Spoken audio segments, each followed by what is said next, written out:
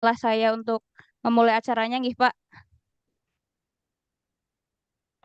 Ji, monggo silakan. Bismillahirrahmanirrahim. Assalamualaikum warahmatullahi wabarakatuh.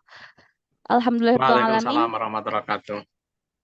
Alhamdulillahirrahmanirrahim. Puji syukur marilah kita panjatkan kehadirat Allah Subhanahu wa taala atas berkat rahmat, hidayah dan karunia-Nya kita masih diberikan nikmat sehat dan waktu luang untuk menghadiri acara webinar integrasi ilmu dan agama Masjid Kampus UGM pada sore hari ini. Selawat serta salam tak lupa kita haturkan kepada junjungan kita Nabi Muhammad Shallallahu Alaihi Wasallam atas perjuangan dakwah beliau, nikmat iman dan ilmu dapat sampai kepada kita umatnya hingga hari ini. Untuk menambah keberkahan menurut ilmu pada sore hari ini, marilah kita awali dengan membaca doa awal majelis terlebih dahulu. Berdoa dipersilahkan. Bismillahirrahmanirrahim.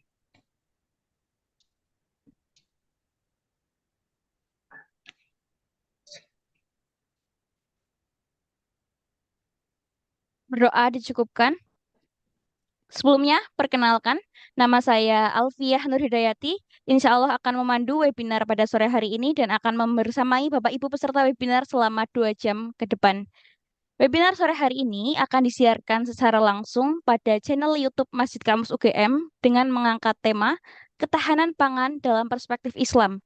Pada sesi ini kita akan dibersamai oleh beliau, Bapak Profesor Dr. Insinyur Trijoko Wisnumurti DEA. Beliau merupakan dosen Departemen Produksi Ternak, Fakultas Peternakan Universitas Gadjah Mada. Adapun untuk area of expertise atau kepakarannya yaitu pada Agricultural and Veterinary Science, Dairy Production and Technology, dan Animal Production. Kemudian untuk research interest-nya yaitu pada Cluster Industry of Milk, Production, Nutrition, dan Teknologi and Milk Industry dan Value Chain of Milk. Kemudian beliau menempuh pendidikan S1 atau undergraduate pada Animal Science Universitas Gadjah Mada, kemudian melanjutkan graduate degree pada University Nancy, France, dan dilanjutkan dengan doktor pada University Deakin Indra, Joy and Josas, France. Kemudian untuk profesornya pada Animal Science Universitas Gadjah Mada. Baik, langsung saja kepada Bapak Profesor Dr. Insinyur Trijoko Wisnumurti DEA. Kami persilakan untuk menyampaikan materinya selama 60 menit ke depan. Monggo, Pak. Baik, Mbak, panggilannya Mbak Alfiah, ya. Bismillahirrahmanirrahim. Assalamualaikum warahmatullahi wabarakatuh. Hadirin jamaah Masjid Kampus UGM yang saya hormatin, pada kesempatan sore hari ini, insya Allah saya ingin memenuhi harapan dari Masjid Kampus untuk mencoba mengkaitkan istilahnya Islam dengan kontekstual dalam hal ini di bidang peternakan. Kalau boleh saya share screen ya, karena mungkin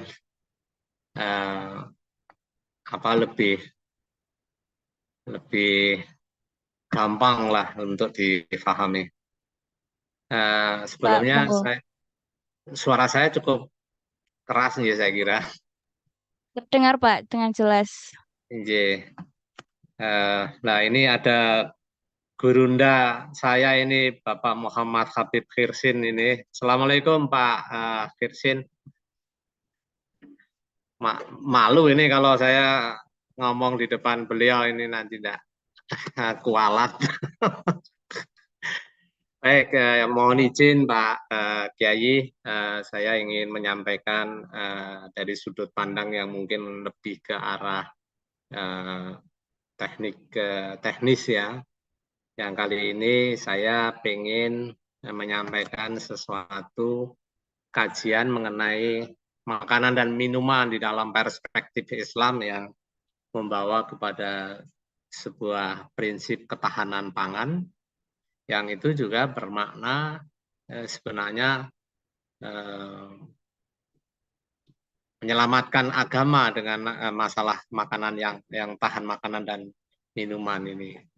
Artinya Orang yang kekurangan makanan itu bisa dekat dengan kefakiran dan pada akhirnya bisa mengalami kekafiran karena masalah makanan juga ya. Dan dalam sejarah modern juga revolusi Perancis itu sebenarnya revolusi roti itu karena kekurangan roti gandum pada tahun 1789 sehingga terjadi pemberontakan yang luar biasa ketika pemimpin Perancis tidak menyadari atau tidak mau tahu tentang rakyatnya, bersenang-senang sendiri. Dan sejarah seperti itu akan terus berulang di seluruh penjuru dunia. Tahun 1989 kejadian di Uni Soviet yang masalah pangan yang menyebabkan Uni Soviet bubar 1989 karena kekeringan yang luas di Uni Soviet menyebabkan Uni Soviet negara itu mengalami kekurangan gandum yang luar biasa, dan ketika berusaha untuk mencari pasokan pangan dari impor, permintaan dia ke negara-negara penghasil gandum besar dunia itu tidak dipenuhi. Jadi makanan itu sebagai politik dunia, karena Kanada dan Australia memboikot, mengembargo ekspor gandum ke Uni Soviet, dan Uni Soviet bubar, pecah menjadi berbagai negara kepingan kecil-kecil ya, sekecil apapun mereka tetap lebih besar dari Pulau Jawa ya. Jadi bubarnya negara Uni Soviet itu juga masalah pangan. Jadi saya kira tepat juga kalau masalah pangan ini menjadi suatu kajian yang tematik yang setiap manusia muslim, muslimah itu benar-benar harus memperhatikan mengenai masalah makanan ini. Nah, saya ingin dalam perspektif ketahanan makanan ini, menurut perspektif Islam seperti apa ya, sejauh yang bisa saya ketahui di bidang saya sendiri. Hadirin yang berbahagia, kalau kita melihat manusia ini mempunyai berbagai macam kebutuhan. Nah, kebutuhan primer ini sudah pasti urusan perut, makanan, dan minuman. Nah, dalam ajaran Islam ini, makanan dan minuman yang dikonsumsi manusia ini, khususnya umat Islam, perintahnya harus selektif. Yakni bahwa makanan dan minuman tadi harus halal sesuai petunjuk Allah dalam Al-Quran dan penjelasan Nabiullah Muhammad SAW dalam hadis yang bermakna makanan tadi halal dan berkualitas thayyiban. Jadi makanan yang berguna bagi tubuh manusia, tidak merusak, tidak menjijikkan, enak, dan terjemahan sekarang juga bermakna tidak kadaluarso dan tidak bertentangan dengan perintah Allah karena tidak diharamkan. Makanan dan minuman tersebut diharamkan karena dalam pertimbangan Islam adalah mengancam jiwa manusia, sehingga ketika maqasid syariah Islam diantaranya adalah pemeliharaan jiwa, hifz al-nafs, pemeliharaan akal, hifz al-akal, dan pemeliharaan harta, hifz al-mal, itu ada kaitannya erat dengan masalah makanan dan minuman.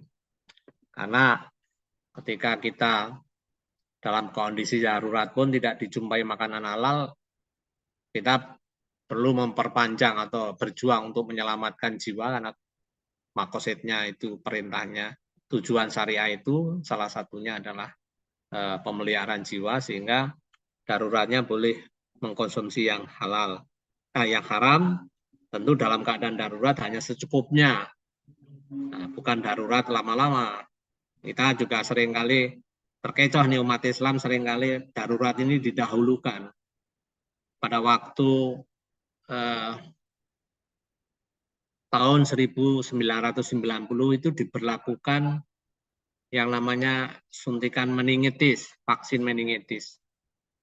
Nah, belum ada vaksin meningitis yang halal, maka darurat orang yang ibadah haji suntik vaksin meningitis dengan itu juga asupan buat tubuh kita ini dengan produk-produk yang tidak jelas kehalalannya pada waktu itu. Itu pada tahun di mana saya menjalankan ibadah haji ada kewajiban itu. Tapi sampai tahun 2017 keadaan darurat itu masih berlangsung sehingga sampai 2017 itu vaksin yang halal yang diproduksi benar-benar halal belum ada di pasaran di Indonesia. Dan baru setelah itu 2017 itu baru ada vaksin halal. Itu pun produk dari negara yang bukan negara muslim yang menyelenggarakan itu. Jadi kalau kita tidak memperhatikan masalah perspektif Islam di dalam masalah makanan, minuman maupun asupan yang ada di dalam tubuh kita ini, ada suatu resiko kita itu menyepelekan makosid syariah tadi. Nah ini yang perlu kita perhatikan. Maka kita mencoba, saya selalu mengajak sebagai bentuk belajar bersama-sama ya. Jadi tidak akan mengatakan bahwa saya sebagai yang memandu, tetapi saya ingin mengajak semuanya untuk kaitannya dengan belajar bersama-sama tentang apa yang ada di dalam kandungan di dalam Al-Quran dan hadis, sehingga kita ini umat Islam membaca Al-Quran tetapi tidak buta. Jadi membaca Al-Quran tetapi mengerti maknanya. Maknanya artinya bukan hanya sekedar mengerti, faham, tetapi justru dijalankan sesuai dengan petunjuk di dalam Al-Quran dan Sunnah Rasul tadi. Maaf ini kok digerakkan kok nggak bisa sebentar. Mudah-mudahan bisa. Sikap Islam terhadap konsumsi makanan dan minuman itu akan membawa dampak yang luar biasa dalam ketahanan pangan. Ini sikap Islam. Anak seperti apa? Islam itu tidak melarang manusia, baik laki-laki maupun wanita, untuk menikmati kehidupan dunia, seperti makanan dan minuman, sesuai dengan firman Allah Subhanahu wa Ta'ala, surat Al-A'raf ayat 31. Makan dan minumlah, dan janganlah berlebihan. Sesungguhnya Allah tidak suka kepada orang-orang yang berlebih-lebihan. Dari perspektif Islam yang seperti ini, ternyata konsumsi yang tidak berlebihan ini faktanya juga menyehatkan manusia. Ya. Karena apa? Manusia itu makannya itu sudah ditakar ya. Manusia itu bukan seperti, mohon maaf, seperti binatang yang sebut saja monyet ya. Tangannya satu kiri pegang makanan, yang kanan dilempar makanan, juga ditangkap pula, kemudian sudah dimasukkan ke mulut salah satu makanan, nanti dilempar makanan, diambil lagi, dan mungkin setelah diambil lagi, dilempar makanan lagi oleh pengunjung di kebun binatang, dia tangkap pakai kakinya yang satu, dan kakinya yang kedua, akhirnya dia jatuh. Artinya monyet karena serakah terhadap makanan, maka dia menjadi jatuh. Perumpamaan di dalam surat Al-A'raf ayat 31 ini sangat tepat, contohnya yang sederhana, yang seperti tadi saya sampaikan. Maka konsumsi yang tidak berlebihan itu baik untuk manusia, kaum muslimin. Ya, karena menyehatkan manusia, mungkin akan dikaji lebih dalam oleh para ahli di bidang kesehatan, ya. Dan ditambah halal akan membawa kewalafiatan diri manusia. Kalau manusia-manusia muslimnya itu secara bersama itu sehat walafiat, maka itu berarti masyarakat Islam adalah masyarakat yang sehat walafiat. Nah, persoalannya sekarang bukan hanya makan itu tercukupi sehingga kita tidak makan dalam jumlah yang berlebihan. Ini ayat ini harus diterjemahkan pula bagaimana kalau kekurangan pangan. Di dalam cerita Nabi Yusuf kan sudah cukup banyak yang kita ketahui. Itu juga krisis pangan pada waktu itu. Ya. Maka saya ingin mencoba untuk mengajak hadirin pada kesempatan sore hari ini untuk mencoba mendekati sebab akibatnya. Karena kalau kekurangan pangan, oleh sebab kekurangan pangan, itu ada dua makna. Yang pertama, itu akan menyebabkan kefakiran pada orang yang kekurangan pangan tadi. Sehingga zaman saya mungkin kecil, Pak Kiai Habib Firsin mungkin memimpin pesantren yang banyak berhadapan dengan tantangan lapangan di mana misionaris itu membawa pendekatan makanan untuk memurtadkan orang yang fakir tadi karena kekurangan pangan. Jadi itu makna yang mungkin seringkali muncul di dalam pergaulan sehari-hari. Nah, mana yang lain juga sebenarnya karena kekurangan pangan itu karena ketidaktahuan. Ketidaktahuan akan gizi, ketidaktahuan akan makanan yang menyehatkan dan sebagainya. Atau ketidaktahuan karena dia pola budayanya tidak baik.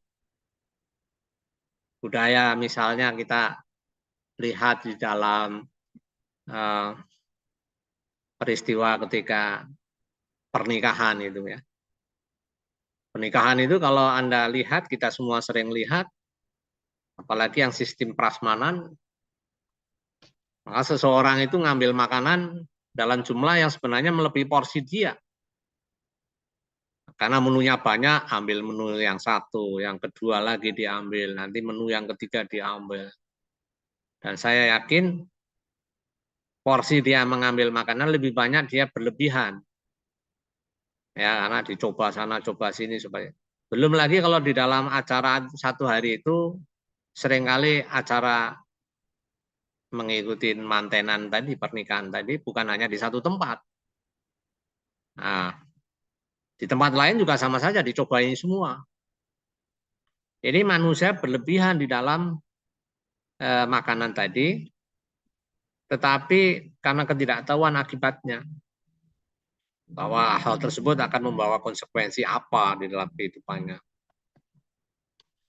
Maka di dalam ajaran Islam, makanan dan minuman manusia itu tidaklah bebas, namun harus selektif. Seleksi yang pertama adalah masalah tadi harus halal sesuai petunjuk Allah di dalam Al-Quran dan penjelasan Nabi Muhammad SAW dalam hadis.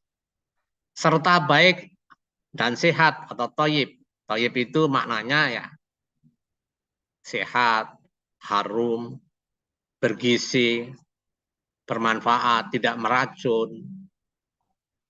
Nah, dan yang ketiga adalah tidak berlebihan. Sigot yang digunakan Al-Quran dan hadis dalam menjelaskan makanan dan minuman haram dalam bentuk lafaz am, sehingga semua jenis makanan dan minuman yang tidak disebut di dalam Al-Quran dan hadis tersebut yang memiliki kesamaan ilat dengan makanan dan minuman yang diharamkan dalam Al-Quran dan hadis, maka berdasarkan metode kias itu dapat dihukumi haram pula. Meskipun mungkin ini debatable ya, tinggal fikihnya bagaimana, tetapi kias saya kira bisa menjadi salah satu sumber hukum di dalam konsep Islam. Nah, seberapa jauh kekuatannya mungkin kita tidak membahas di sini, tetapi saya kira banyak ahlinya yang paham benar tentang masalah-masalah seperti itu. Derajat pada kias tadi seperti apa? Apakah menjadi hukum positif yang wajib diikutin atau diambil maknanya? Ini sesuatu yang menjadi kajian yang sangat baik kalau kita melengkapi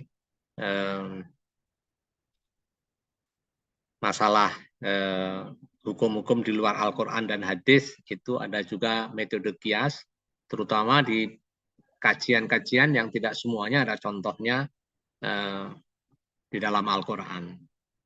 Nah, makanan yang dulu kita konsumsi oleh manusia sejak zaman perubahan dari zaman nomad ya menjadi sedenter, yaitu menetap, sehingga dia membuat sistem pertanian untuk mencukupi kebutuhan pangan, bukan hanya sekedar berburu, tetapi dia menanam dan sebagainya. Kemudian berkembang revolusi industri, sehingga produksinya bukan hanya untuk dirinya sendiri, tetapi menjadi produksi yang berlebihan, ataupun ada revolusi telekomunikasi, ya, di mana pemakaian komputer telah menyebabkan manusia maju secara teknologi, dan kemudian muncul revolusi industri 4.0 yang bisa menggandengkan antara dunia maya dengan dunia fisik, ya.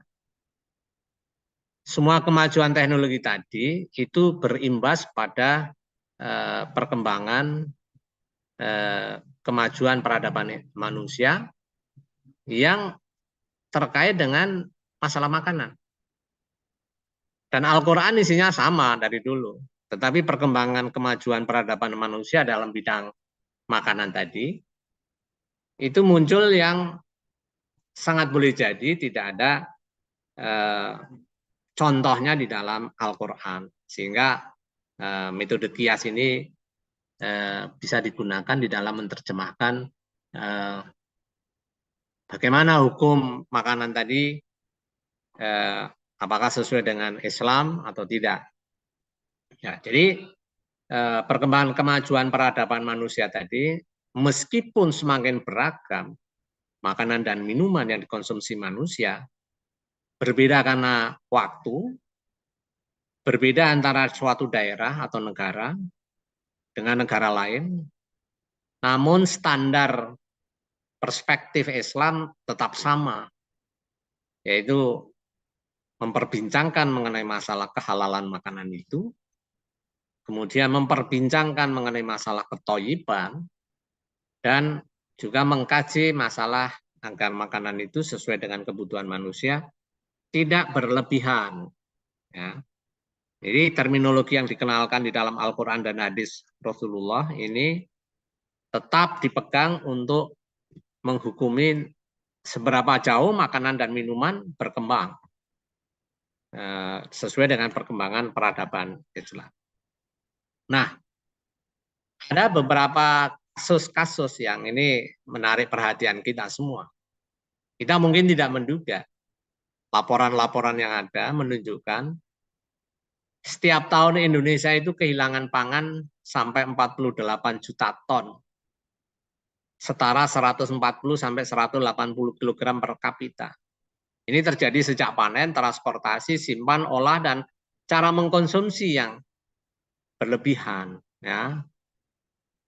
Nah, kalau 100 sampai 140 sampai 180 kg itu sebenarnya konsumsi dari satu orang itu, kalau satu hari seseorang itu cuma 100 gram beras misalnya, maka satu bulan dia hanya mengkonsumsi sekitar mungkin 10 kg maksimal itu beras.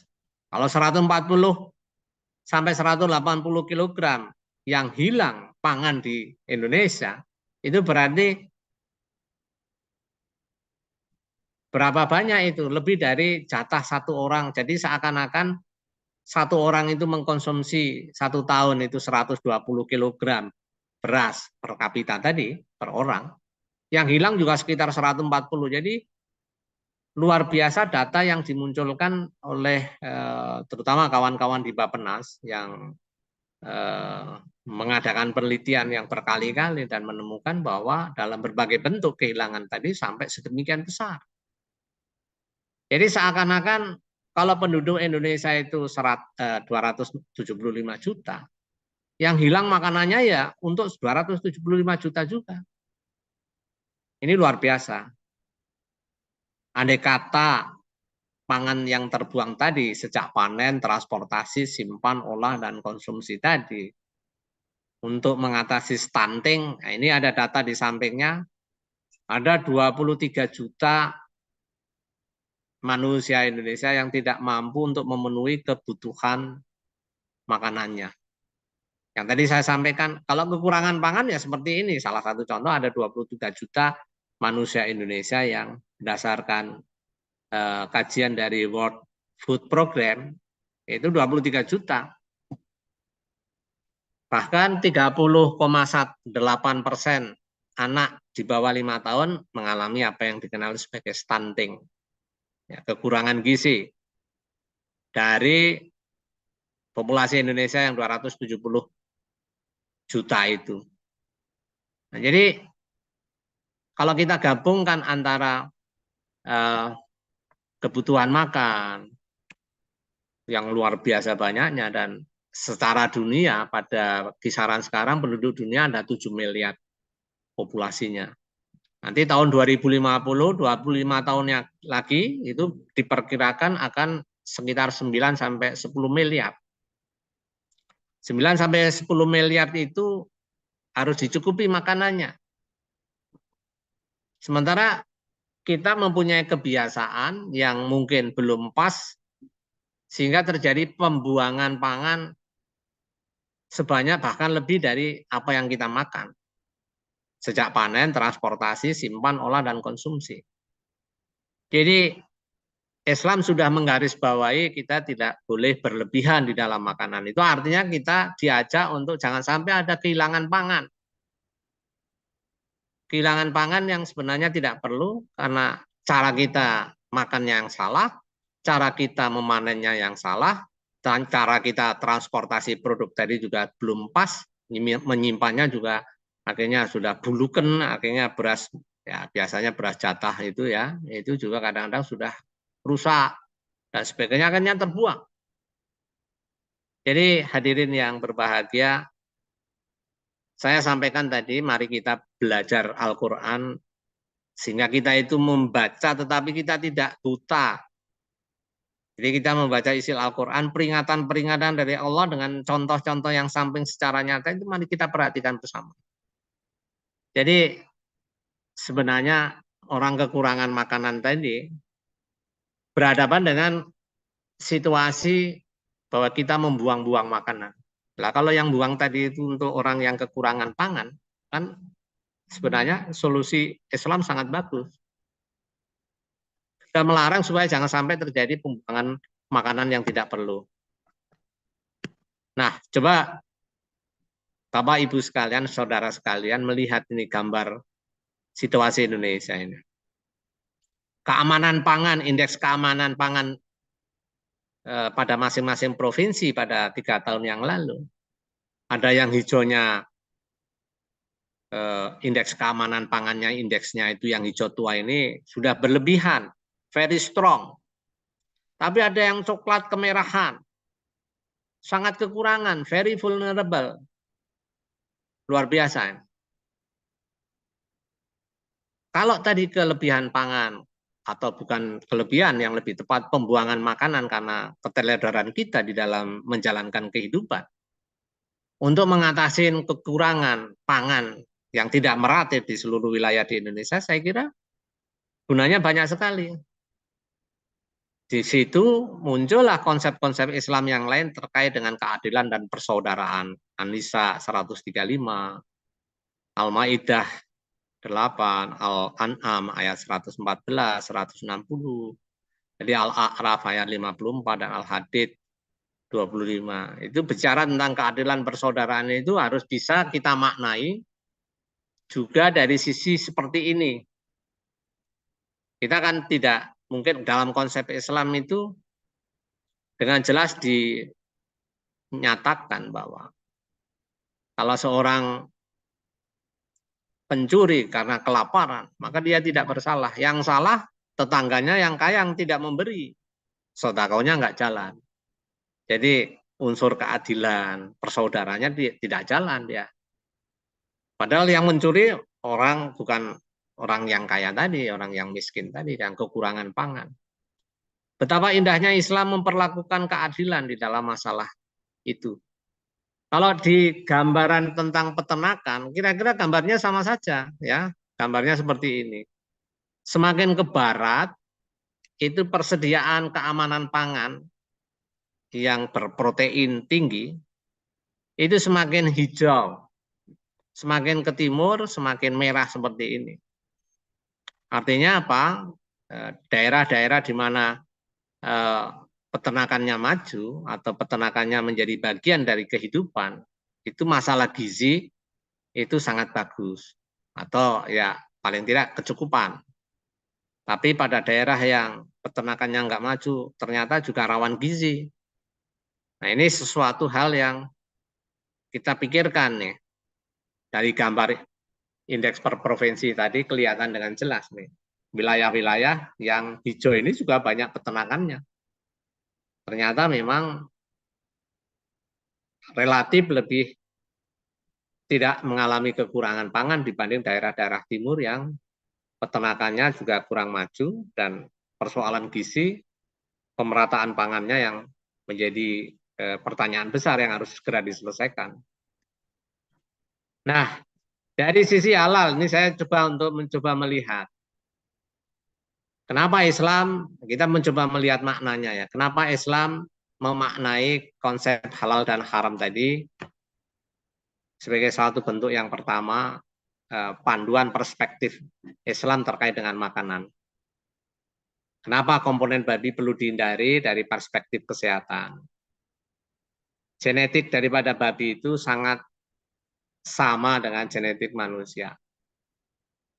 Secara kesehatan, daging babi itu terutama banyak mengandung lemak itu sangat sulit untuk dicerna oleh pencernaan manusia. Dan banyak hal yang terkait dengan keburukan dari binatang babi itu sangat mudah tertransmisi ke manusia.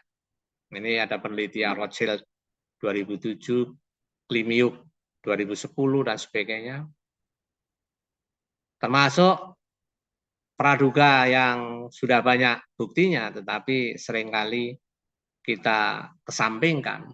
Gen kegemukan pada babi ini akan bisa memprovokasi terbentuknya gen kegemukan pada manusia yang mengkonsumsi babi ini. Sesuatu yang perspektif di dalam Islam sudah dilarang, tetapi ketika sesuatu yang baik yang datang dari Allah tadi dilanggar oleh manusia, maka keburukan itu karena perbuatan manusia, ya diantaranya melanggar aturan yang terkait dengan masalah-masalah makanan seperti tadi. Di babi juga banyak penyakit yang dipicu oleh konsumsi daripada babi.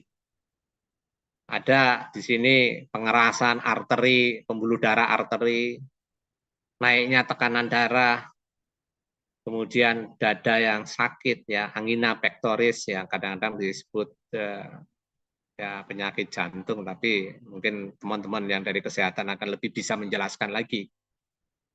Kemudian inflamasi pada buku-buku tubuh ya, artinya di persendian-persendian. Kemudian kita juga tahu bahwa daging ini sumber daripada virus, bakteria, dan cacing. Dan parasit patogen yang lainnya yang mudah tersebar ke manusia. Bahkan ada virus yang sangat berbahaya pada babi, yaitu retrovirus. Ini yang memicu kanker. Ini peta 2010, Denner 2014. Kalau kita ikutin, saya pernah membaca beberapa tahun dan bertahun-tahun membaca artikel itu. Sebuah artikel berbicara, bukan sebuah karena banyak, yang diteliti oleh WHO dan FAO tahun 2000 sampai 2004. Itu pada saat kasus flu burung yang kemarin mungkin muncul variannya yang lain adalah COVID-19.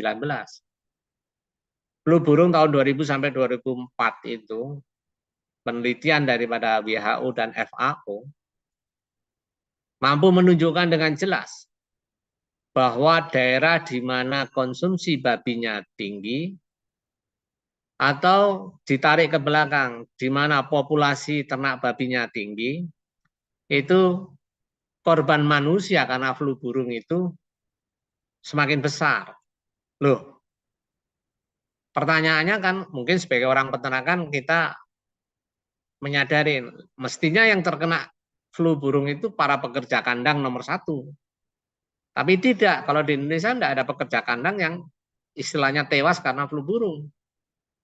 Rupanya penelitian berikutnya di University of Hong Kong menunjukkan bahwa babi tadi sangat mudah untuk menerima virus dari berbagai macam binatang yang kalau misalnya dari binatang itu tidak mudah tertransmit ke manusia, flu burung tidak mudah masuk ke manusia. Tetapi begitu masuk ke tubuh babi, bercampur dengan virus yang lain, memunculkan virus yang cukup mematikan.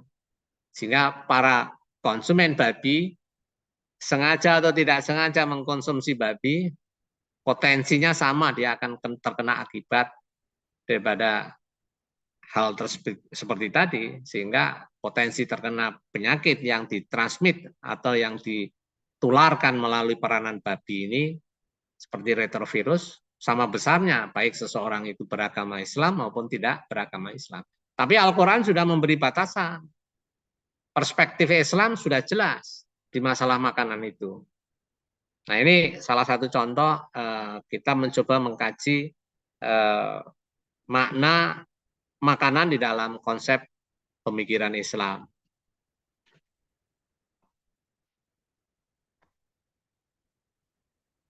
Nah, ini ada juga beberapa literatur. Yang terakhir ini, jadi Kilniuk ini 2010, bahwa babi itu sekarang dipakai sebagai model untuk kesehatan manusia. Model pemberantasan penyakit yang terjadi pada manusia. Misalnya penyakit manusia Alzheimer, itu dicoba ada gen yang berasal dari manusia diintroduksi di dalam babi, nanti respon babi bagaimana itu nanti akan diekspresikan di dalam manusia sebagai bagian daripada mencoba mengatasi penyakit Alzheimer itu.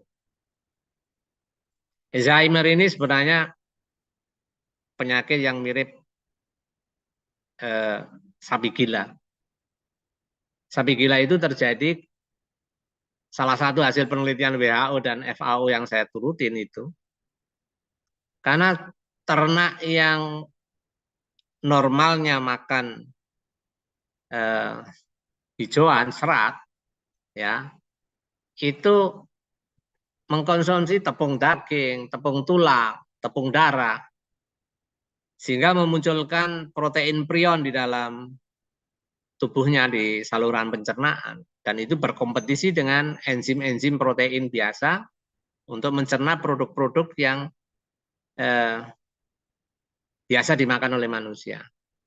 Jadi ada kompetisi tadi menyebabkan terjadi salah sinyal. Kalau pada sapi itu salah sinyal, sehingga sapi itu mau berjalan ke depan, tapi kakinya bergerak ke samping, jadi dia muter, nggak karuan.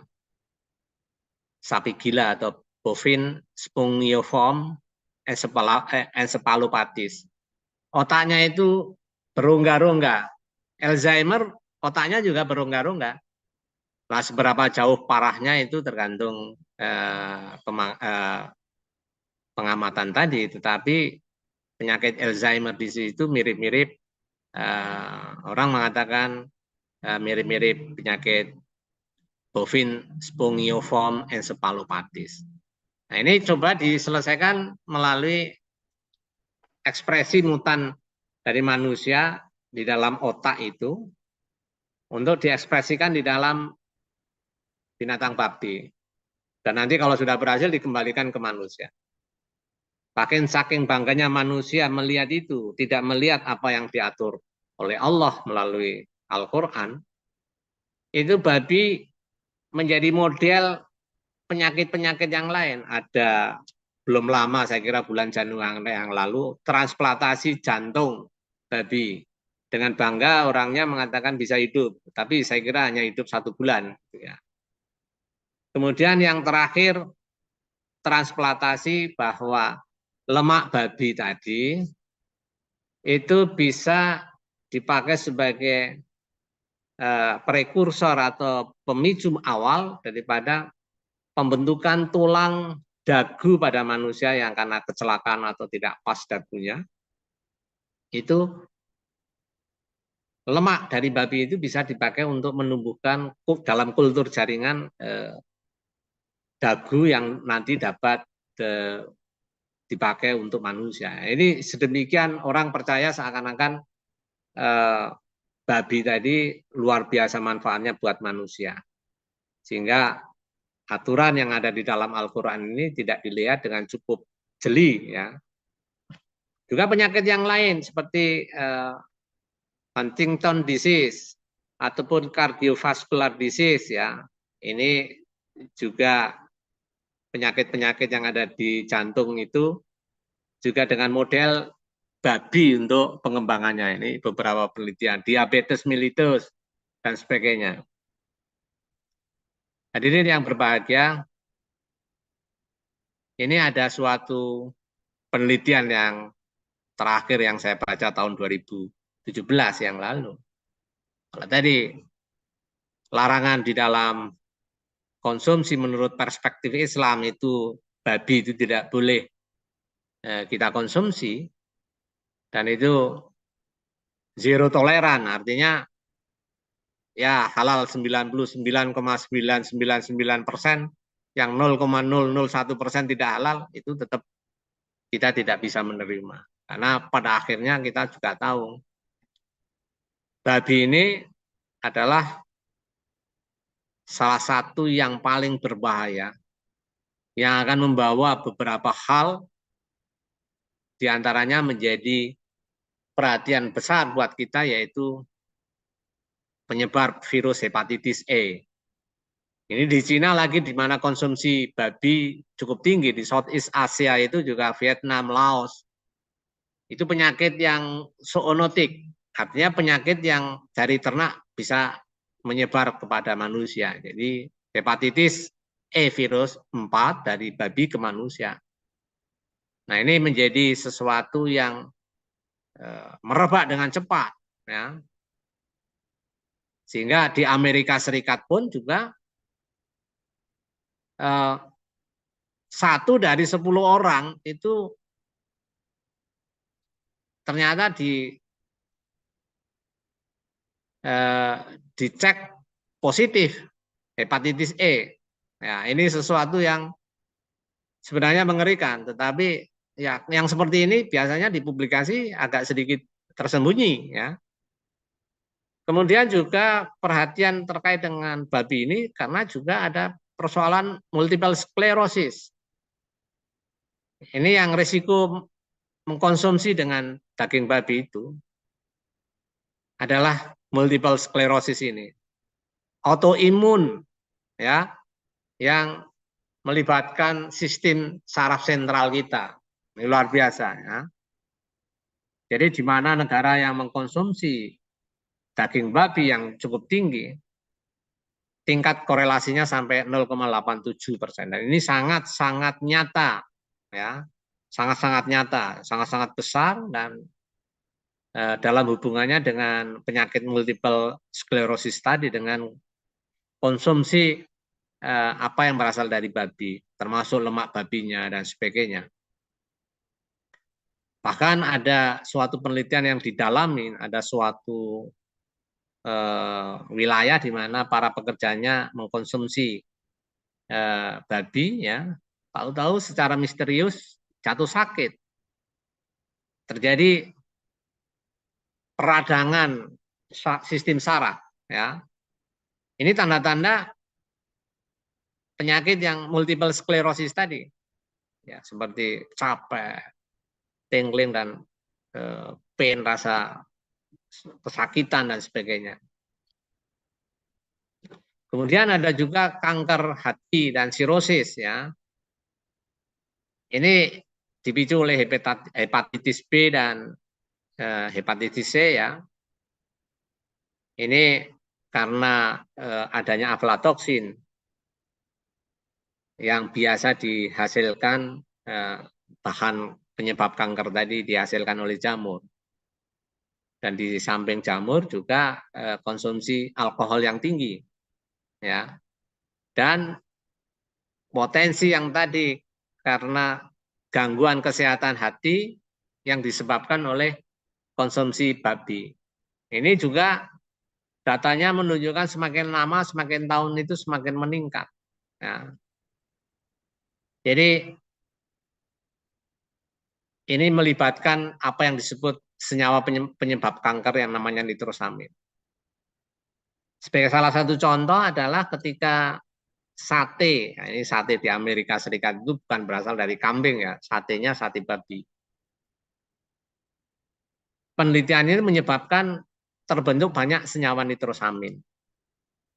Kemudian juga ketika menggoreng babi, taruhlah dia menggoreng dengan minyak jagung, maka di minyak jagung itu akan muncul senyawa-senyawa nitrosamin tadi, volatil nitrosamin, VNA, penyebab kanker. Nanti kalau bekas goreng babi minyak gorengnya tadi dipakai goreng kentang, goreng ayam, maka di ayam atau kentang tadi ada kandungan nitrosamin tadi. Dalam level yang 100 ppb, 150, 250. Ini yang meneliti bukan peneliti muslim, meneliti non-muslim, Vicious dan satunya lupa saya namanya. Tahun 95 di Journal of Food Science dan Food Technology itu tahun 95. Dan itu menjadi sangat bermakna penelitian tadi.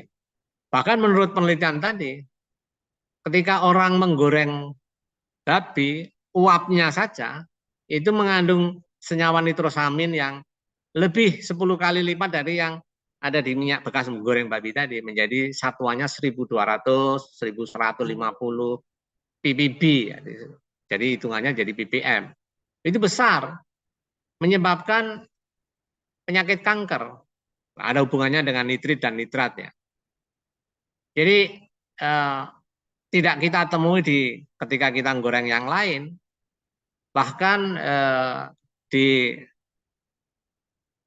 yayasan yang meneliti tentang kanker di Inggris, nomor satu yang sudah pasti menyebabkan penyakit kanker itu adalah konsumsi babi. Tapi anehnya di negara-negara seperti itu diperingatkan bahwa babi itu mempunyai atau menjadi penyebab penyakit pada manusia, ya tetap saja konsumsi babinya tinggi sekali. Dan kita seringkali terpengaruh, oh enggak apa-apa, padahal paling tinggi nomor satu itu penyebab utama daripada kanker berdasarkan ini yayasannya United Kingdom Cancer Research ya, itu penelitian yang mungkin saya tulis di buku saya tentang manajemen mutu penyembelihan yang halal dan toyib. Ini baru terbit tapi terbatas sekali, saya nyetaknya hanya 50.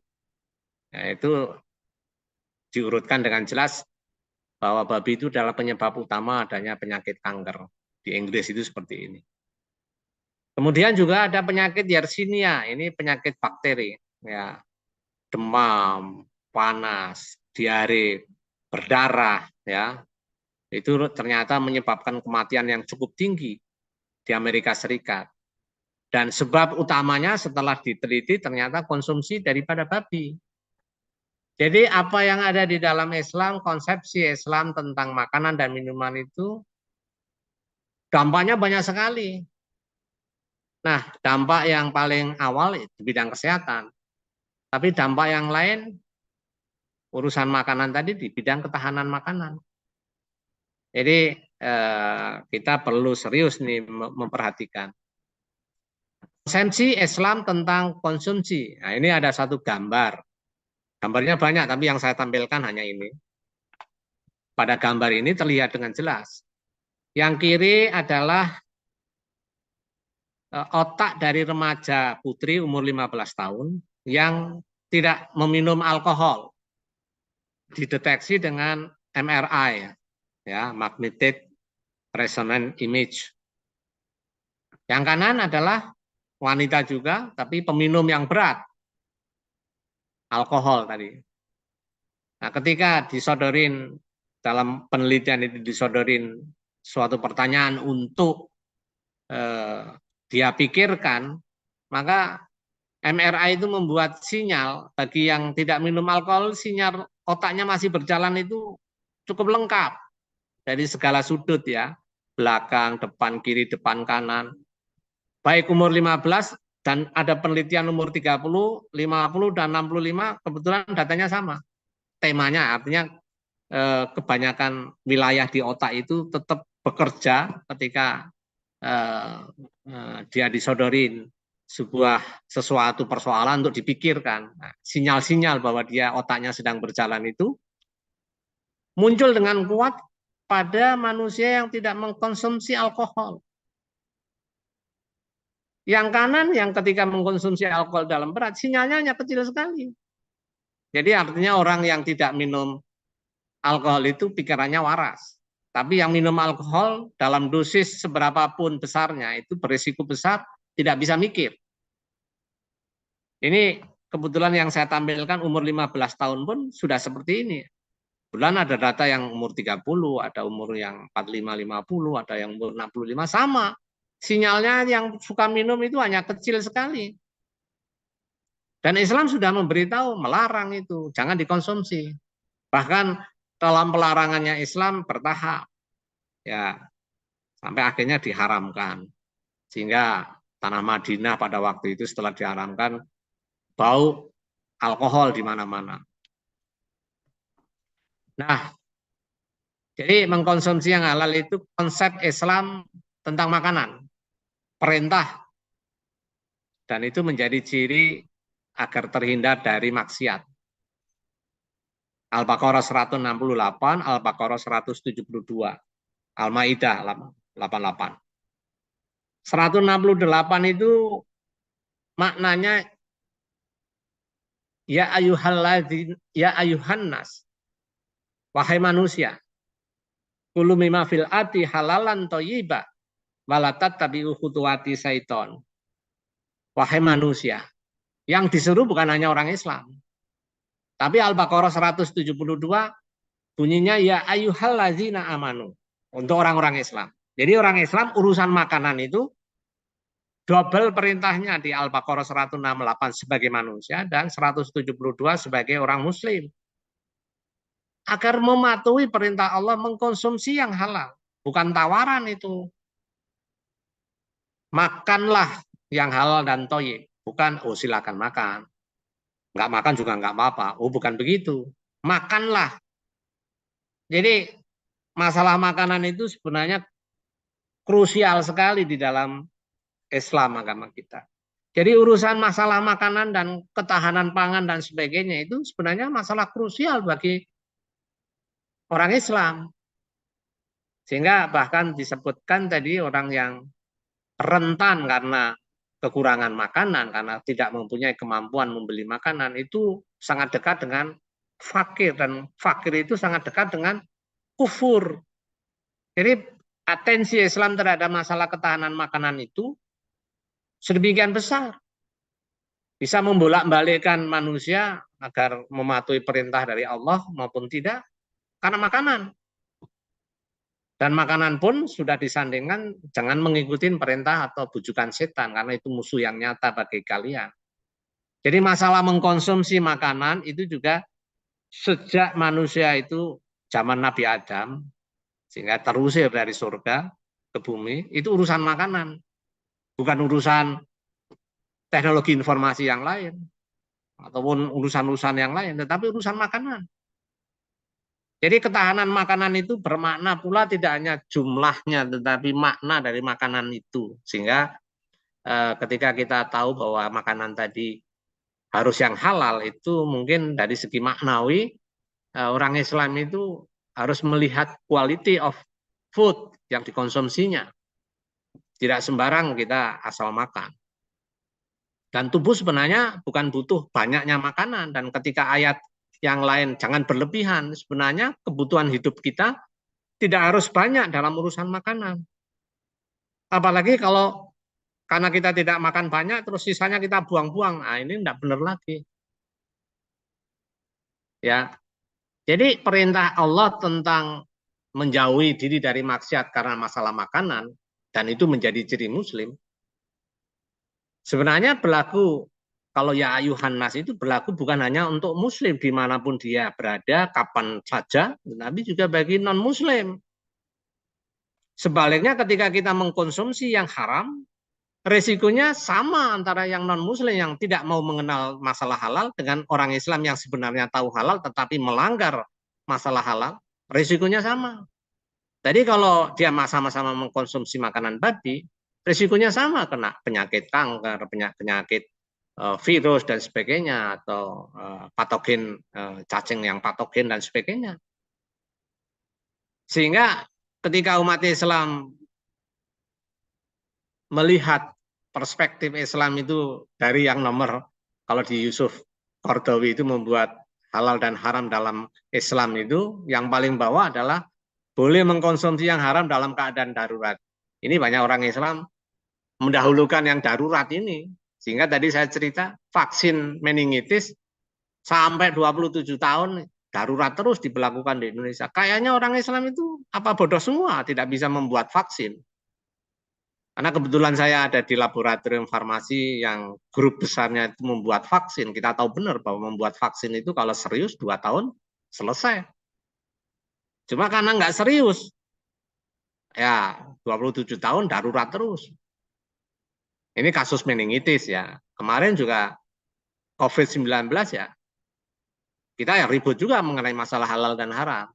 Tapi karena umat Islam sudah lebih bisa menuntut, maka kebetulan saya menjadi bagian dari urusan halal dan haram pada waktu itu.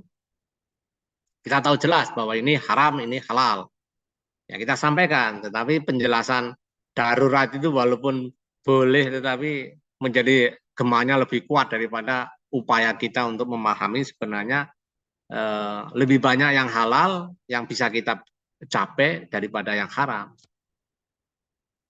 Jadi Bapak Ibu sekalian, saudara sekalian yang berbahagia, yang haram itu jelas. Bangkai,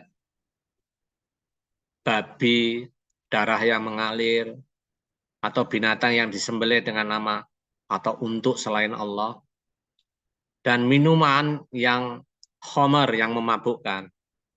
Kita terjemahkan sebagai alkohol. Alkohol itu sebagai zat itu netral. Tapi dampak daripada minuman yang memabukkan itu yang diharamkan.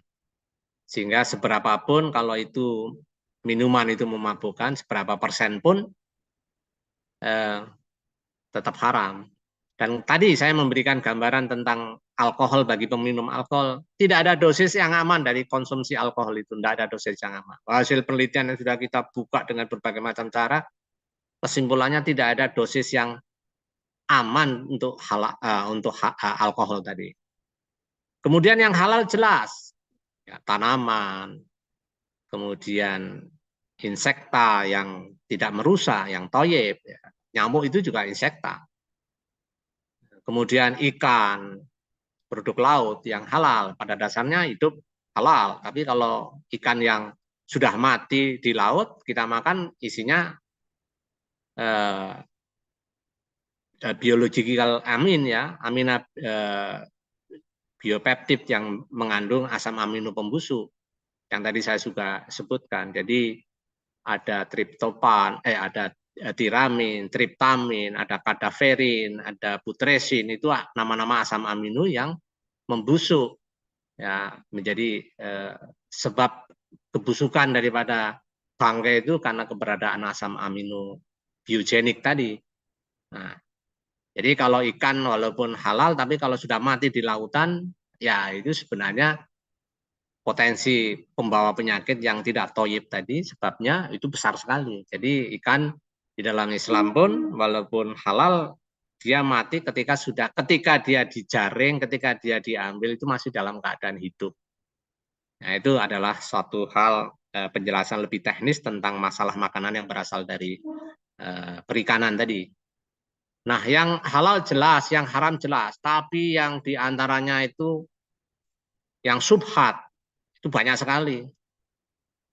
Perintah Islam dalam masalah makanan yang tergolong subhat karena produk olahan teknologi atau campuran dari bahan-bahan yang sebagian jelas, sebagian tidak jelas, ataupun produk olahan teknologi yang menimbulkan reaksi yang bermacam-macam, itu menjadikan dia subhat, maka perlu dievaluasi melalui fatwa halal. Ini proses sertifikasi halal. Jadi yang subhat itu lebih banyak daripada yang halal, lebih banyak daripada yang haram. Yang halal jelas, yang haram jelas, tapi yang subhat, yang remang-remang, yang tidak jelas, yang membuat orang was-was itu lebih banyak lagi. Maka perintah di dalam Islam, engkau tinggalkan, mungkin engkau akan selamat. Kalau itu halal, ya selamat. Tapi kalau itu haram, Anda tetap menerjang makan, ya itu Anda tidak selamat.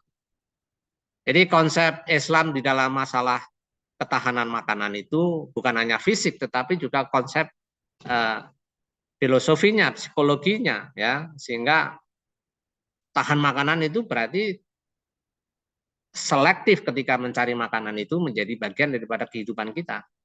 Tapi coba kita semua evaluasi diri kita maupun kiri kanan kita.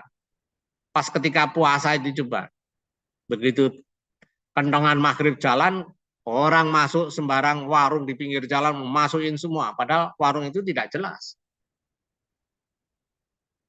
Tidak jelas karena kita mau buka puasa tapi di sembarang warung itu kita nggak selektif. Warung tadi itu gorengnya pakai minyak goreng bekas goreng babi atau enggak. Di Yogyakarta konsumsi minyak goreng yang istilahnya diputihkan lagi, di bleaching, itu banyak. Larinya kemana? Saya tidak menuduh, tetapi potensi pedagang-pedagang makanan di pinggir jalan itu membeli istilahnya minyak curah yang merupakan minyak bleaching bekas menggoreng sesuatu yang diputihkan kembali baratnya itu besar. Kenapa seperti itu ya? Ada beberapa rumah makan yang pengen hasil produknya itu bagus, misalnya McDonald atau Kentucky Fried Chicken. Ini bukan mengiklankan rumah makannya itu. Mungkin dia makan goreng sekali, 2 kali. Setelah itu minyak gorengnya entah ditambah atau mungkin diganti supaya hasil gorengannya tetap bagus. Sisanya kemana ini? Dibuang, sayang, tidak dibuang, mutu daripada perusahaan, motonya untuk mempertahankan mutu itu akan terlanggar, maka itu harus terpaksa dijual atau dibuang. Kalau dibuang sayang akhirnya dijual, ada penampungnya. Lah kalau cuma dari yang rumah makan yang sudah jelas halal, alhamdulillah, walaupun minyak bekas yang diputihkan kembali, di bleaching itu, tapi berasal dari rumah makan yang halal. Tapi kalau campurannya dari macam-macam sumber, kita nggak tahu. Jadi resikonya tadi sudah saya sampaikan, itu ada muncul amina biogenik, ya, ada volatil nitrosamin, ya, yang menyebabkan penyakit kanker yang diteliti oleh Vecchio tahun 95 itu sangat jelas hasilnya itu di Journal of Food Science. Oleh karena itu, kalau konsep makanan dan minuman halal itu dipegang teguh oleh manusia muslim, itu sebenarnya akan meningkatkan ketahanan diri karena dia juga tidak sakit, tidak mudah sakit dan sebagainya. Kalau dirinya orang-orang muslim itu tidak sakit, maka masyarakat juga tidak sakit, ya. Jadi oleh karena itu diri umat Islam itu harus menata dengan cara mewaspadai, memilih dan menggunakan produk halal dan thayyib secara berada. Tapi mungkin kita sebagai bagian daripada perusahaan, ya tentu perusahaan perlu sadar untuk diaudit halalnya kalau tidak mampu untuk mengatakan bahwa produk yang dihasilkan pasti halal. Kalau mungkin cuma nyembelih 1 ayam, kita bisa panggil Pak Mudin, jelas tahu ini halal.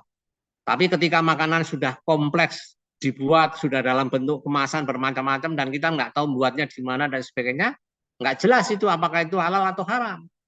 Makanan dalam kemasan itu menjadi suatu makanan yang kompleksitasnya untuk diketahui kandungannya halal atau haram itu menjadi sangat tinggi.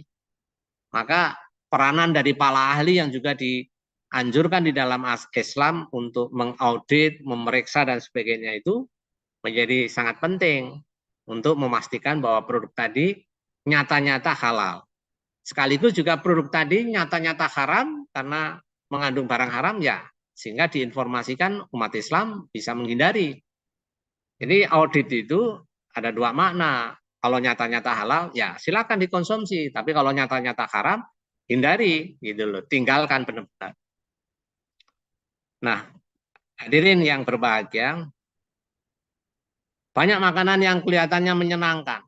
Ada es krim, ada keju, ada burger, ya, ada roti mengandung lemak, bahkan yang banyak bapak-bapak, saudara-saudara banyak yang suka merokok, ya, ibu-ibu mahasiswi atau apa yang suka kosmetika menggunakan apa kuas-kuas seperti ini. Kelihatannya menyenangkan. Banyak yang mengatakan makanan itu enak-enak, bergizi tinggi, ada tart, kue tart dan sebagainya. Ternyata diragukan halalnya. Maka berdasarkan pedoman di dalam Al-Quran, makanan menurut Al-Quran polanya adalah halal. Yang pertama, yang kedua thayyib, baik. Yang ketiga adalah tidak berlebihan tadi. Ini perspektif Islam di dalam urusan makanan. Dan kalau itu kita pegang teguh, maka jati diri individu umat Islam tadi itu individu yang mempunyai ketahanan tubuh yang baik. Yang kalau ketahanan tubuh itu baik, maka masyarakatnya juga baik ketahanan tubuhnya. Termasuk ketahanan tubuh yang baik itu buah pikirannya juga halal. Ya, karena yang mengalir di dalam darahnya adalah barang halal. Sehingga konsumsi yang halal itu insya Allah bisa diterjemahkan, doanya bisa dikabulkan karena hadis Rasulullah mengatakan bahwa si fulan itu datang dari jauh berdoa, ya Allah minta sesuatu, tapi tidak dikabulkan. Bagaimana mau dikabulkan? Makanannya haram, pakaiannya haram. Rasulullah ini menyampaikan begitu. Jadi ketahanan diri manusia karena masalah makanan itu secara definitif kita bisa menyatakan bahwa darah yang mengalir dalam tubuh kita itu dialirin makanan yang halal. Jadi buah pikiran yang sampai otak itu ya makanan yang halal. Jadi doa orang yang dikabulkan itu karena makanan halal, hubungannya relasinya sangat jelas di dalam konsep Islam. Nah ini yang perlu kita perlu sadarin bahwa konsep makanan di dalam Islam, perspektif Islam di dalam masalah makanan itu akan membawa kepada ketahanan diri individu umat Islam sekaligus ketahanan diri masyarakat yang mengkonsumsi dengan pola makan yang halal tadi. Saya ingin menyampaikan sesuatu testimoni sebenarnya ya. Saya ketika di Paris, Pari bacanya, ya cuma 4 tahun kalau di sana. Kalau yang 2 tahun saya ada di daerah. Saya biasa setiap Jumat itu, kalau Jumat itu saya dari rumah ke kantor saya, terus sholat Jumatnya di KBRI itu satu hari itu perjalanannya 80 sampai 90 km per jam pakai kereta itu. Dari KBRI setelah Jumatan saya pulang mampir di Cartier Arab ya, di dekat Place di Itali ya. Mampir turun keluar dari bawah tanah metro naik ke atas itu ada Cartier Islam, ada jual daging yang disembelih dengan cara Islam. Jadi bukan ditulis daging halal, tetapi daging yang disembelih dengan cara Islam. Ketika saya datang, tahun pertama saya program doktor itu hanya ada satu kedai yang menjual itu. Ramai ya, karena cuma satu. Ketika saya sudah lulus mau pulang, itu di bulan puasa, saya mampir ke sana. Saya nggak sadar, biasanya ya kayak robot aja, begitu keluar saya langsung menuju ke kedai tadi, tapi setelah saya mungkin agak free waktunya sehingga saya jalan-jalan melihat ke kiri kanan, ternyata banyak kedai daging yang disembelih dengan cara Islam ada sekitar 4 atau 5. Terus saya tanya sama yang jual di mana saya menjadi pelanggan dan dia sangat hafal dengan saya karena setiap minggu saya masih selalu mampir ke situ.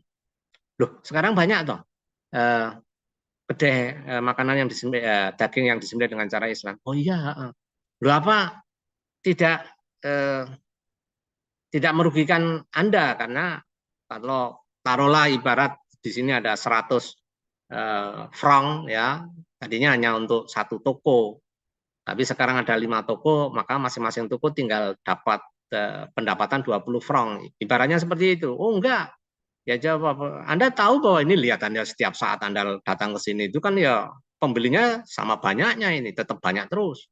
Nah, terus siapa yang membeli? Orang Perancis. Loh, padahal di pada waktu itu orang Perancis dilarang untuk membeli daging yang disembelih. Dia harus membeli daging yang dari RPH pemerintah yang tidak dengan sistem Islam. Ya. Karena penyembelihan itu sebuah kekejaman menurut konsep liberal mereka. Nah, saya tanya, kenapa orang Perancis kok malah suka makanan yang disembelih dengan cara Islam? Kata mereka loh ya, kalau daging yang disembelih dengan cara Islam itu harum baunya. Nah, saya juga, oh gitu. Di samping itu, setelah mengkonsumsi rutin makanan yang disembelih dengan cara Islam, mereka merasa lebih sehat. Dan yang ketiga, ya ini tidak begitu jelas dia menjelaskan ya, banyak orang convert to Islam karena makanan. Nah, tapi di sana kan masalah agama itu menjadi domain pribadi, jadi tidak banyak dibicarakan. Tapi yang jadi pemahaman kita itu daging yang disembelih dengan cara Islam itu harum baunya. Dan orang yang mengkonsumsi itu lebih sehat. Nah, kalau kita sekarang cek dengan makanan dengan ilmu pengetahuan yang ada, darah tadi mengandung asam amino pembusuk. Maka kalau namanya asam amino pembusuk pada darah yang tidak disembelih dengan cara Islam, mungkin darah tadi akan mengendap di dalam jaringan tubuh tidak bisa keluar dan itu isinya asam amino pembusuk seperti tadi saya katakan kadaverin, putresin, triptamin, tiramin, histamin dan sebagainya. Pembusuk. Dan kalau itu masuk di dalam tubuh kita, kita mengkonsumsi barang pembusuk. Jadi tidak sehat. Tanda-tanda tidak sehat karena masalah makanan itu biasanya migrennya akan tambah parah. Atau jantung berdebar tidak karuan, ritme jantungnya itu tidak stabil, itu akan semakin parah. Dan itu bisa membawa kepada kematian. Nah, maka perhatian kita terkait dengan makanan, sudahkah makanan yang disantap kita itu halal? Nah, ini pertanyaan besar. Termasuk, sudahkah kita sadar bahwa roti yang kita beli itu diolesi dengan kuas yang bukan dari babi? Atau ini coklat yang kita makan itu di dalamnya tidak ada cairan yang isinya alkohol? Nah, ini pertanyaan-pertanyaan yang harus dijawab. Kalau makanan yang dijual di luar itu ada bentuk babinya, oh jelas, tidak complicated. Kita bisa tahu itu jelas barang haramnya jelas. Atau disebut bakso babi 100% haram, nah, itu jelas. Atau rica guguk, nah, ini rica-rica guguk ini ya jelas. Ya. Tapi kalau sudah dalam bentuk kemasan, itu highly complicated. Ya, ada dia menggunakan enzim yang derivikasi dari darah yang sangat mungkin dari darah babi atau gelatin babi atau merupakan produk daripada modifikasi genetik berasal dari gen manusia ya atau yang lain atau tulang-tulang mineral tulang ya mineral tulang karena tulang babi itu adalah seringkali digunakan untuk memutihkan suatu senyawa jadi cairan kayak gitu itu supaya diputihkan ini biasanya dipakai untuk pemutih gula itu menggunakan mineral yang berasal dari babi. Nah, Maaf, atau Bapak, J. untuk waktunya sudah habis untuk waktu sesi pematerian. Oh Setelah ya, ini baik. dilanjutkan dengan sesi diskusi. J, monggo walaupun belum selesai tapi saya silakan aja moderator untuk mengaturnya. Jadi saya kira saya akhiri aja. Saya kira gitu tinggal. Monggo silakan. Stop Baik, nganu terima share kasih. screen-nya J. J. Nggih. Baik, terima kasih Pak Trijoko atas penyampaian materinya yang luar biasa. Tidak terasa sudah lebih dari 60 menit. Setelah ini kita akan memasuki sesi diskusi. Namun sebelum masuk sesi diskusi, ada beberapa poin menarik yang saya ingin tanggapi dari presentasi dari Bapak Trijoko tadi. Di awal tadi Pak Trijoko membuka presentasi dengan memaparkan kisah yang disebabkan oleh permasalahan pangan. Contohnya adalah terkait masalah pangan di Uni Soviet dan revolusi roti di Prancis yang itu mengakibatkan pemberontakan. Dan itu masalah-masalah yang disebabkan oleh pangan. Kemudian ada hal yang cukup mengagetkan tadi yang disampaikan oleh Pak Trijoko bahwa ternyata setiap tahun di Indonesia itu kehilangan pangan sampai dengan 48 juta ton yang itu setara dengan 140 sampai 180 kilogram per kapita. Padahal menurut survei itu ada 22,9 juta manusia yang belum mampu memenuhi kebutuhan pangannya dan ada 30,8% dari populasi anak yang terkena stunting. Dan tadi sudah dijelaskan cukup jelas ya terkait konsep makanan dalam Islam bahwa kita sebagai umat Muslim harus selektif. Ada 3 poin utama yang harus diperhatikan dalam memilih makanan atau minuman. Yang pertama adalah halal, yang kedua adalah sehat, dan yang ketiga adalah tidak berlebihan. Dan poin-poin tersebut juga sudah banyak dijelaskan dalam Al-Quran. Dan tadi Bapak Trisjoko juga menyampaikan bahwa kita membaca Al-Quran, tapi jangan jangan hanya membaca, jangan hanya membaca Al-Quran saja, jangan buta, tapi kita juga harus memaknai dengan benar apa-apa yang disampaikan dalam Al-Quran. Dan yang cukup menarik adalah eh, tadi Bapak juga menyampaikan bahwa kekurangan itu erat kaitannya dengan fakir dan fakir erat kaitannya dengan kufur.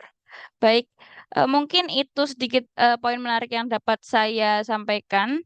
Kemudian di sesi selanjutnya adalah sesi diskusi dan untuk sesi diskusi Bapak Ibu peserta webinar dapat mengajukan pertanyaan secara langsung melalui on mic ataupun menuliskan pertanyaannya melalui kolom chat. Nampaknya ini sudah banyak yang ingin bertanya, Pak, dari kolom chat.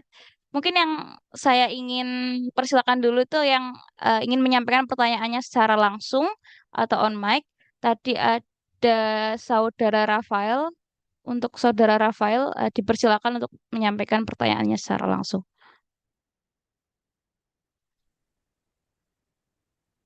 Eh, Bismillahirrahmanirrahim. Cek kedengaran nggak ya? Terdengar. Eh, Bismillahirrahmanirrahim. Assalamualaikum warahmatullahi wabarakatuh.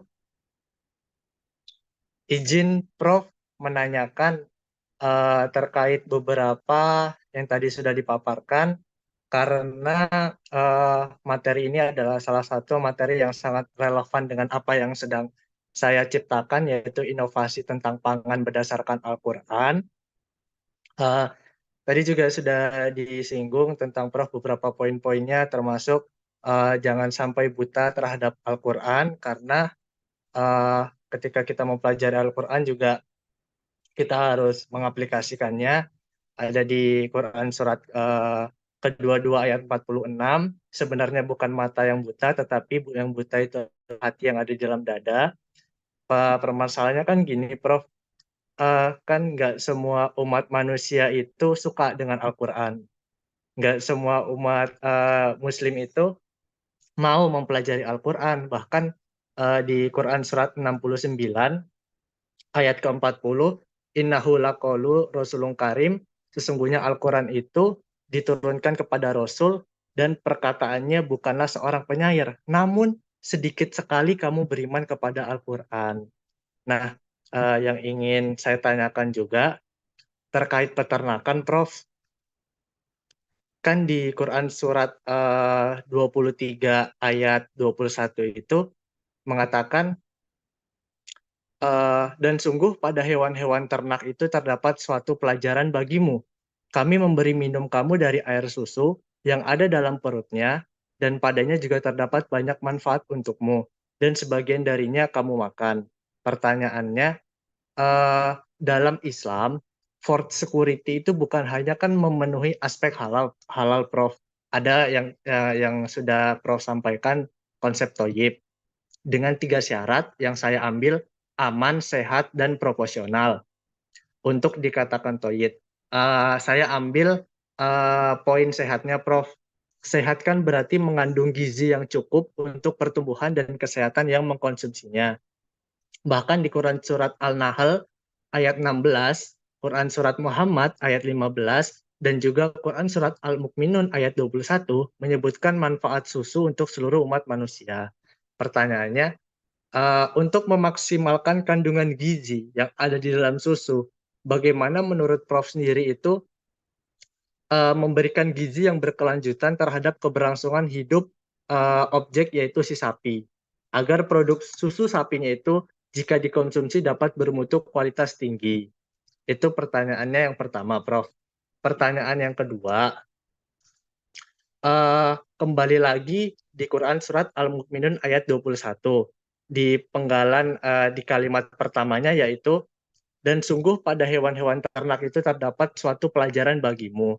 Yang ingin saya tanyakan, apakah ada penelitian terhadap produksi dan reproduksi domba jika kita beri pakan dengan buah, dengan yang kita tahu orang-orang terdahulu, contohnya Nabi Musa alaihissalam, Nabi Muhammad sallallahu alaihi wasallam, dan Nabi Ibrahim alaihissalam juga dikenal sebagai pengembala. Apa mungkin kita beri makan ternak domba, kambing, sapi itu dengan buah-buahan, contohnya buah kurma, buah anggur, buah tin, buah delima yang ada di Quran surat Al-An'am ayat 99. Itu pertanyaan yang kedua. Pertanyaan yang ketiga, mohon maaf ya Prof, kalau pertanyaannya banyak. Pertanyaan terakhir mungkin tentang metabolisme tubuh, ketahanan pangan. Menurut Prof sendiri, ada nggak implementasi dari ayat-ayat yang ada di dalam Al-Quran itu sebuah makanan yang menciptakan suatu inovasi gitu, Prof. Menurut Prof sendiri itu kayak misal di Quran surat Abasa ayat 24 sampai 32 itu membahas tentang pangan. Di situ ada kurma, ada anggur. Maka jika dikatakan di ayat terakhirnya fal yang dulu insanu mato ami, maka hendaklah manusia memperhatikan apa yang dia makan. Jadi ada nggak penemuan-penemuan yang menurut Prof sendiri makanan itu bisa meningkatkan keseimbangan metabolisme tubuh serta mengatasi berbagai risiko penyakit gitu yang sesuai dengan perspektif Islam, contoh pakannya gitu, Prof. Misal ketika Prof pernah dengar anggur, kurma, zaitun atau delima itu di blender jadi satu, nah itu apakah bisa menciptakan suatu inovasi apa tidak? Mungkin itu, Prof. Syukron, jazakumullah khairan kasiron. Baik, terima kasih Kak Rafael atas pertanyaannya. Ini sangat relate dengan area of expertise dari Bapak Trijoko. Tadi ada 3 pertanyaan dari Saudara Rafael. Yang dikaitkan juga dengan surat Al-Mu'minun ayat 21 satu bahwa dalam potongannya yaitu dan sungguh pada hewan ternak terdapat suatu pembelajaran bagimu. Dan mungkin bisa langsung dijawab saja Prof terkait 3 pertanyaan dari Saudara Rafael. Yang pertama yakni terkait mutu sapi dan yang kedua terkait penelitian terhadap pakan domba tadi jika dikasih makan buah-buahan dan yang ketiga adalah apakah ada penelitian yang berkaitan dengan metabolisme tubuh seperti itu. Monggo Prof Trijoko.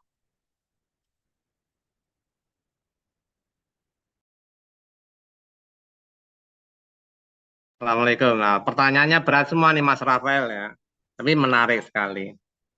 Jadi pertanyaan pertama tentang masalah gizi susu untuk kepentingan manusia. Tadi sudah menyebut banyak sekali ayat, betul. Mungkin yang ayat Al-Quran sudah jelas, tetapi yang hadis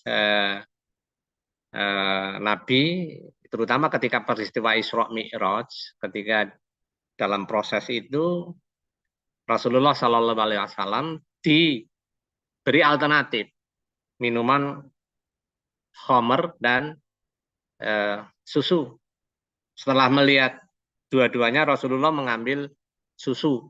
Maka diberi selamat oleh malaikat Jibril bahwa engkau selamat, engkau telah memilih yang penuh berkah dari Allah. Jika seandainya kamu itu memilih khamr, maka umatmu akan sesat. Tadi kalau kita lihat potongan-potongan hasil penelitian, khamr minuman alkohol berat itu seperti tadi, itu menjadi tidak bisa berpikir. Nah, mengajak kita melihat fenomena itu dari sisi pelajarannya, sehingga ilmu pengetahuan bisa meningkat. Saya tidak bisa menjawab secara jelas apakah sudah ada penelitian yang banyak tentang itu ya. Mari kita buka, kita pelajari, termasuk ketertarikan saya di bidang susu karena An-Nahl ayat 66. Di antara tanda-tanda kebesaran Allah itu ada pada binatang, di antara tai dan darah terdapat minuman susu yang menyegarkan, yang bersih, yang menyegarkan, dan mudah ditelan bagi peminumnya. Tai itu kotoran, darah itu isinya kotoran, tapi di antara yang kotoran itu terdapat minuman yang bersih. Berarti ada suatu sistem penyaringan yang luar biasa, yang hebat, yang perlu kita pelajari. Dan itu mudah ditelan, berarti digestibility-nya tinggi, ya, bagi peminumnya. Nah, ini kita pelajarin, itu salah satu contoh. Nah, penelitian-penelitian yang banyak dilakukan bahkan oleh, mohon maaf, non-muslim dari Cina itu, mencoba untuk melihat hubungan antara gizi susu terhadap metabolisme tubuh manusia. Mungkin sebenarnya ini saya juga tulis di dalam tulisan yang lain yang terkait dengan, saya mungkin termasuk orang yang tidak hanya melihat revolusi industri 4.0 itu sebagai semacam paradigma panglima, malah lebih dari itu. Kalau revolusi industri 4.0 kan menghubungkan antara teknologi siber dengan teknologi fisik, ya. Manusia itu hanya sekedar memakai. Jadi kita diperalat oleh alat. Termasuk pemakaian Zoom ini kan revolusi industri 4.0. Tapi yang paling penting sebenarnya manusia di balik layar ini yang menciptakan aneka perangkat tadi. Jadi subjeknya itu harus manusia yang harus dimuliakan. Kalau revolusi industri 4.0 itu mengajak manusia itu mengalami dehumanisasi, ya. Mengalami penurunan derajatnya, kita dependent on tool saja, jadi sangat tergantung kepada alat. Sehingga kalau kita ketinggalan HP itu, sudah repotnya minta ampun, ya toh. Kita susah sekali untuk melepaskan, enggak apa-apa ketinggalan HP asal tidak ketinggalan sholat, kan gitu. Tapi kita ributnya minta ampun kalau ketinggalan HP itu. Nah, itu salah satu contoh bahwa terjadi dehumanisasi daripada manusia karena alat tadi. Nah, mungkin Jerman sama Jepang ini sebagai negara yang kalah perang malah justru menciptakan bahwa semuanya itu yang penting subjeknya, manusianya. Kita masih butuh orang-orang yang pinter, cerdas, dan sebagainya itu semakin tua masih ingin berprestasi terus. Padahal usia pensiun 58 tahun atau 65 tahun. Tapi masih ingin berkreasi karena merasa bahwa dia masih cukup tangguh. Jadi manusia itu kenyamanannya bagaimana dia bisa berperan untuk memberikan dalam tanda petik sodakoh dia sampai umur menjelang dia sampai meninggalnya dia itu tetap bersodakoh baik secara ilmu maupun secara fisik. Itu mereka bersepakat bahwa sebenarnya manusia itu subjek yang penting sehingga membuat satu konsep yang namanya Smart Community 5.0. Masyarakat cerdas 5.0, di mana kecerdasan tadi akan memfasilitasi kehidupan manusia menjadi lebih mudah, lebih sehat, lebih fungsional walaupun usianya menjelang. Dalam konsep Islam sebenarnya sampai mau meninggal pun masih bisa beribadah dengan semaksimal mungkin. Seakan-akan besok itu mau kiamat. Ya, seakan-akan seperti itu. Kita masih mengejar pahala sebanyak mungkin, masih mengejar melalui sodako-sodako karena ilmu kita, karena visi kita, karena pandangan kita, karena konsultasi kita. Jadi sebenarnya kita itu mengajak ke arah fungsional. Islam mengajak seperti itu, manusianya yang harus dimuliakan. Nah, supporting sistemnya supaya manusia itu tadi tetap terjaga kecerdasannya, itu makanan yang prima. Al-Quran tadi Anda sudah menyebutkan banyak sekali ayat-ayat yang bercerita tentang susu. Nanti kalau saya ngomong susu, Pak Trijo kan spesialis susu, jadi ngomong itu seperti mempromosikan susu yang the best.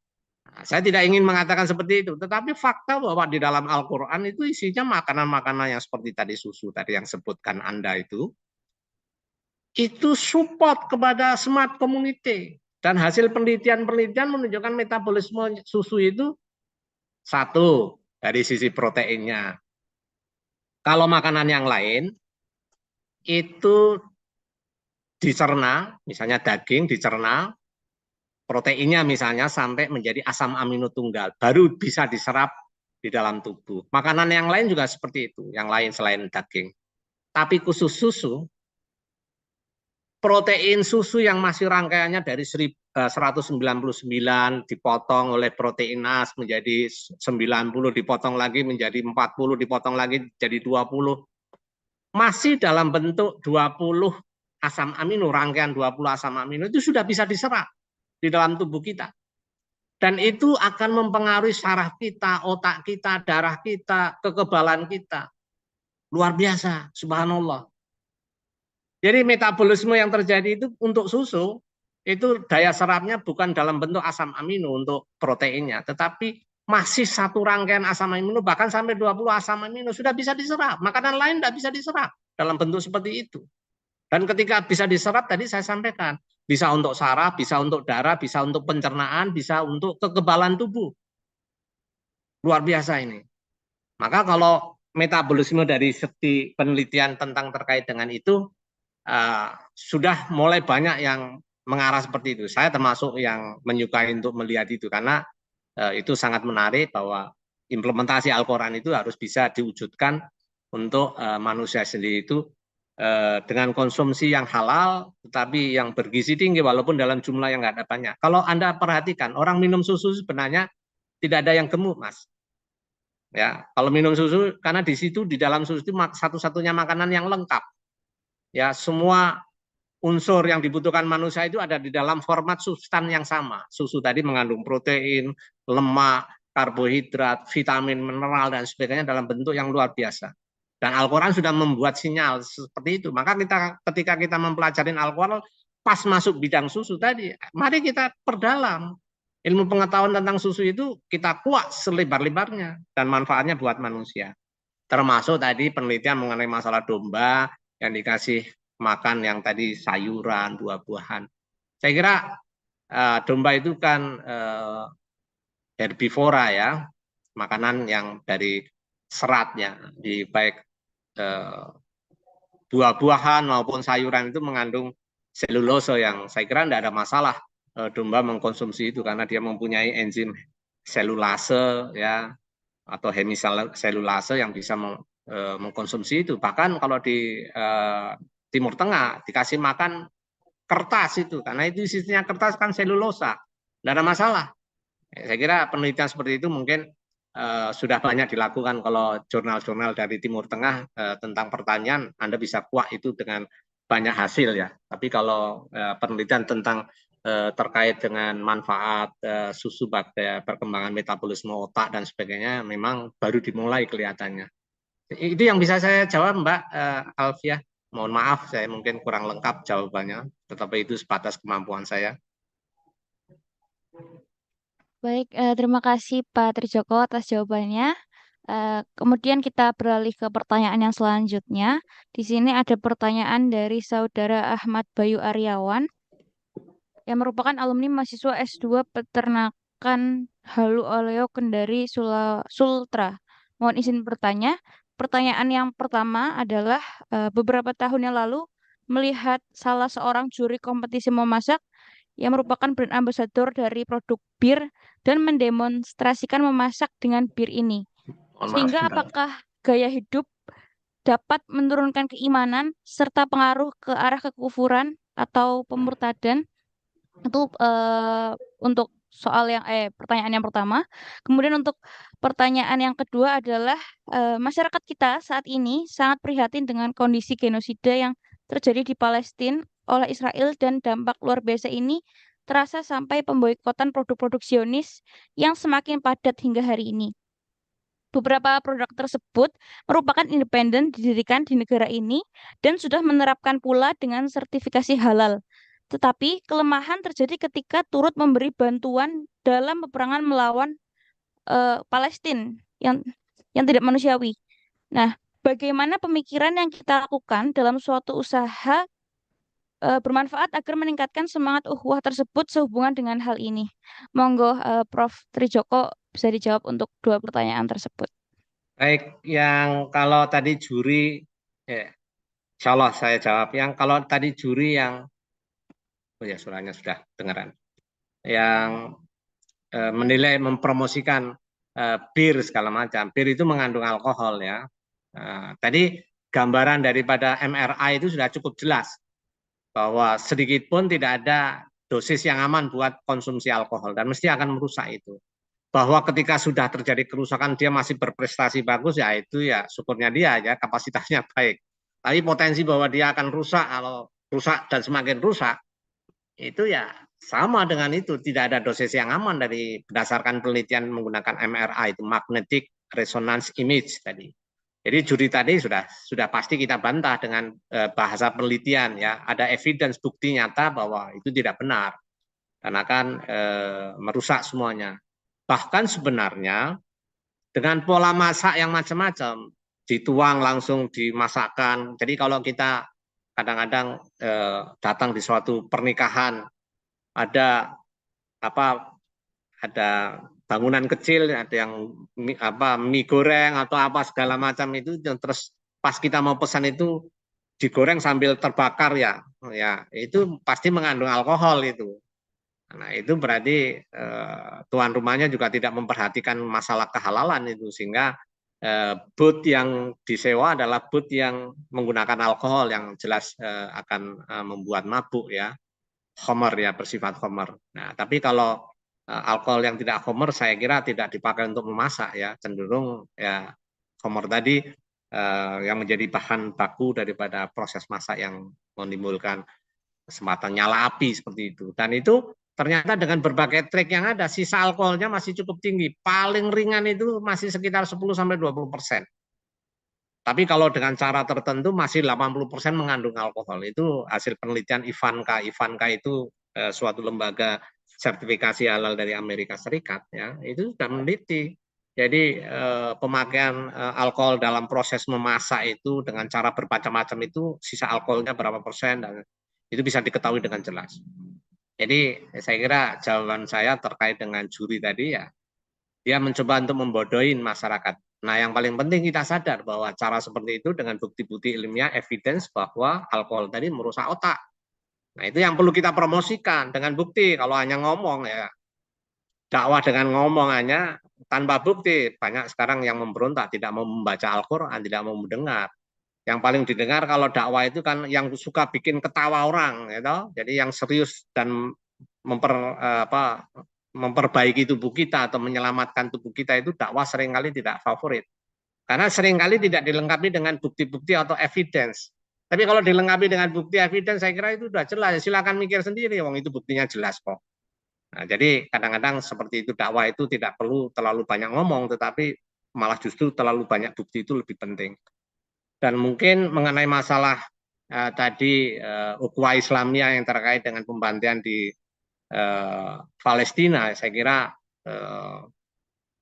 kalau Anda mengatakan inspirasi dari McDonald Malaysia yang mengirimkan dana kemanusiaan ke Palestina, yaitu masalah perdagangan saya kira ya memang perlu diperbaiki. Kita itu seringkali dualisme. Israel yang membantai umat Islam itu masih bisa mesin perangnya jalan karena disuplai minyak dari Turki, dari Azerbaijan, dari mana itu dari Kazakhstan.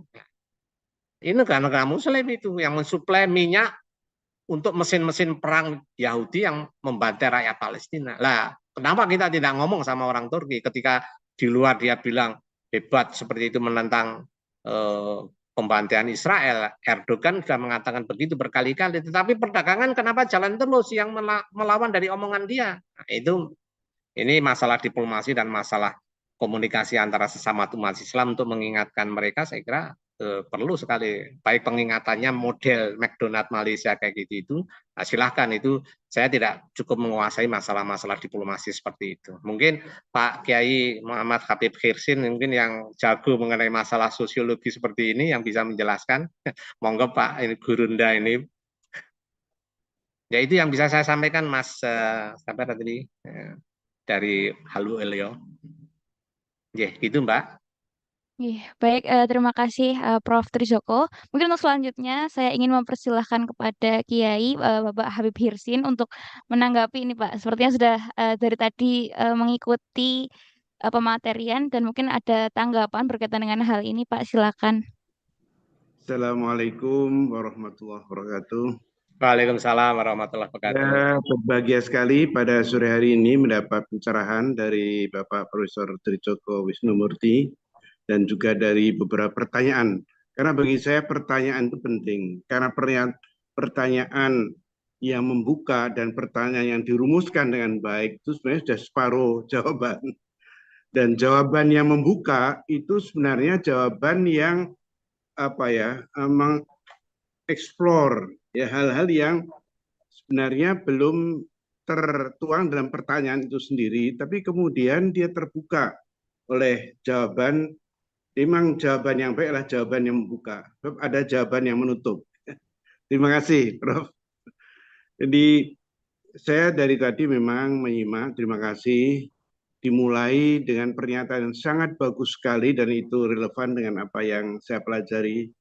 Jadi tentang ketahanan pangan dibuka dengan revolusi Prancis 1789, kemudian the end of the Cold War, ya, berakhirnya perang dingin dengan runtuhnya Soviet dan runtuhnya tembok Berlin 1989.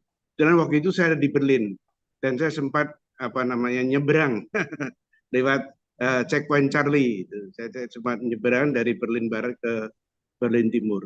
Memang benar, bahkan dalam salah satu tulisan saya, pangan ini juga merupakan satu persoalan yang menjadi pembahasan dalam peace studies, peace issues. Isu utama pada tahun 80-an itu selain masalah anti nuklir itu masalah food policy. Masalah food policy. Ini terima kasih sekali saya diingatkan terhadap peristiwa-peristiwa tahun itu. Memang dalam kajian saya ketika di Komnas HAM ya, kami mengkaji tentang hak atas ekonomi, sosial, budaya, iptek dan sebagainya.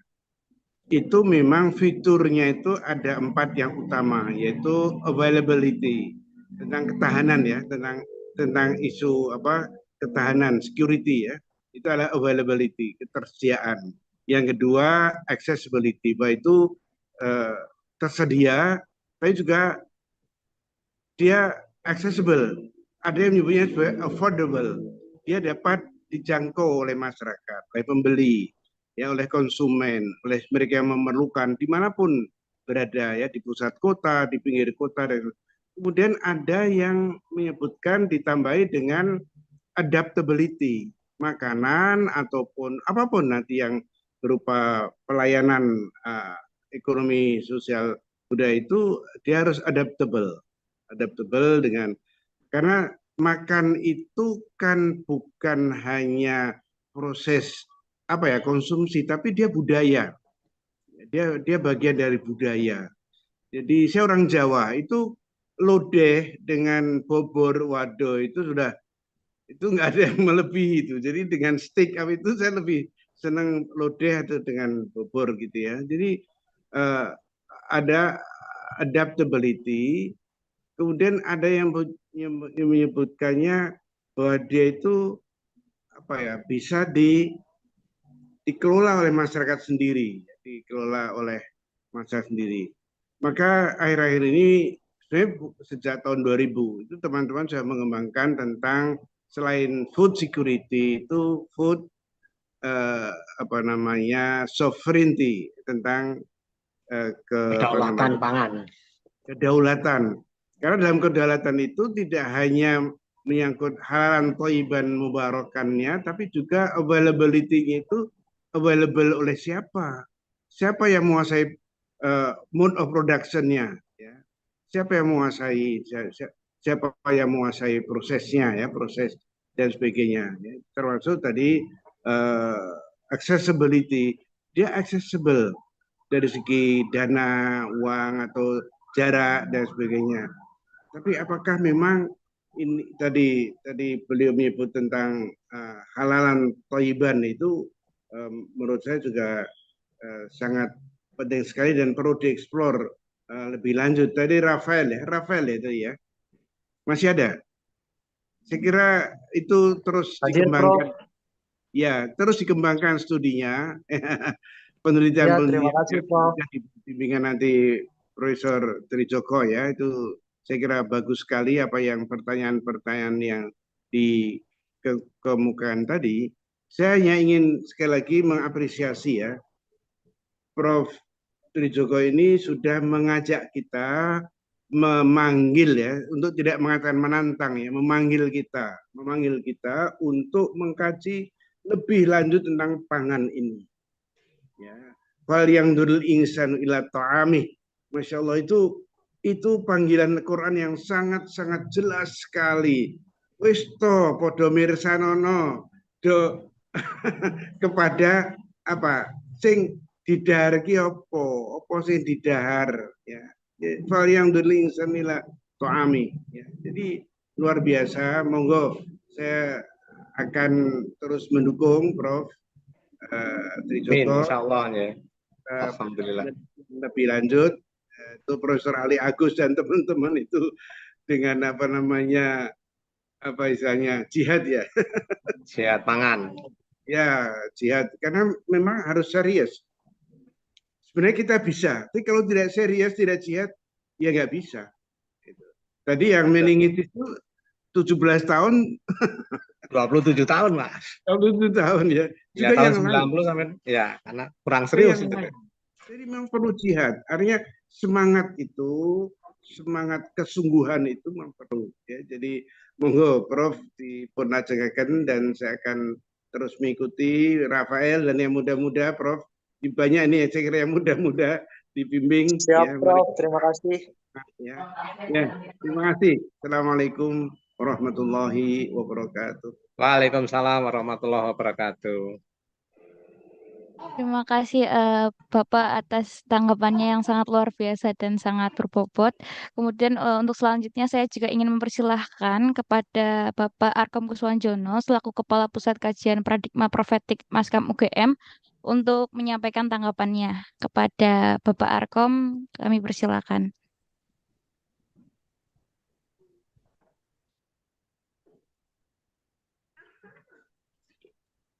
Oke, sepertinya Bapak Arkom sedang terkendala.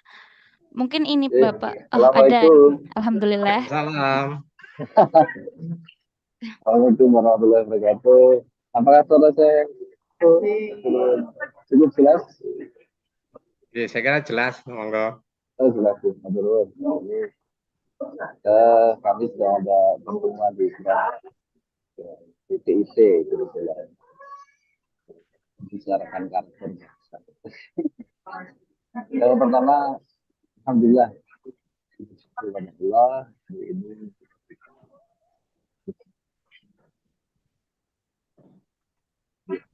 Mohon maaf, Bapak, untuk suaranya ini belum masuk, Pak. suaranya nggak masuk ya. Terlalu lemah, terlalu jauh barangkali. Oke.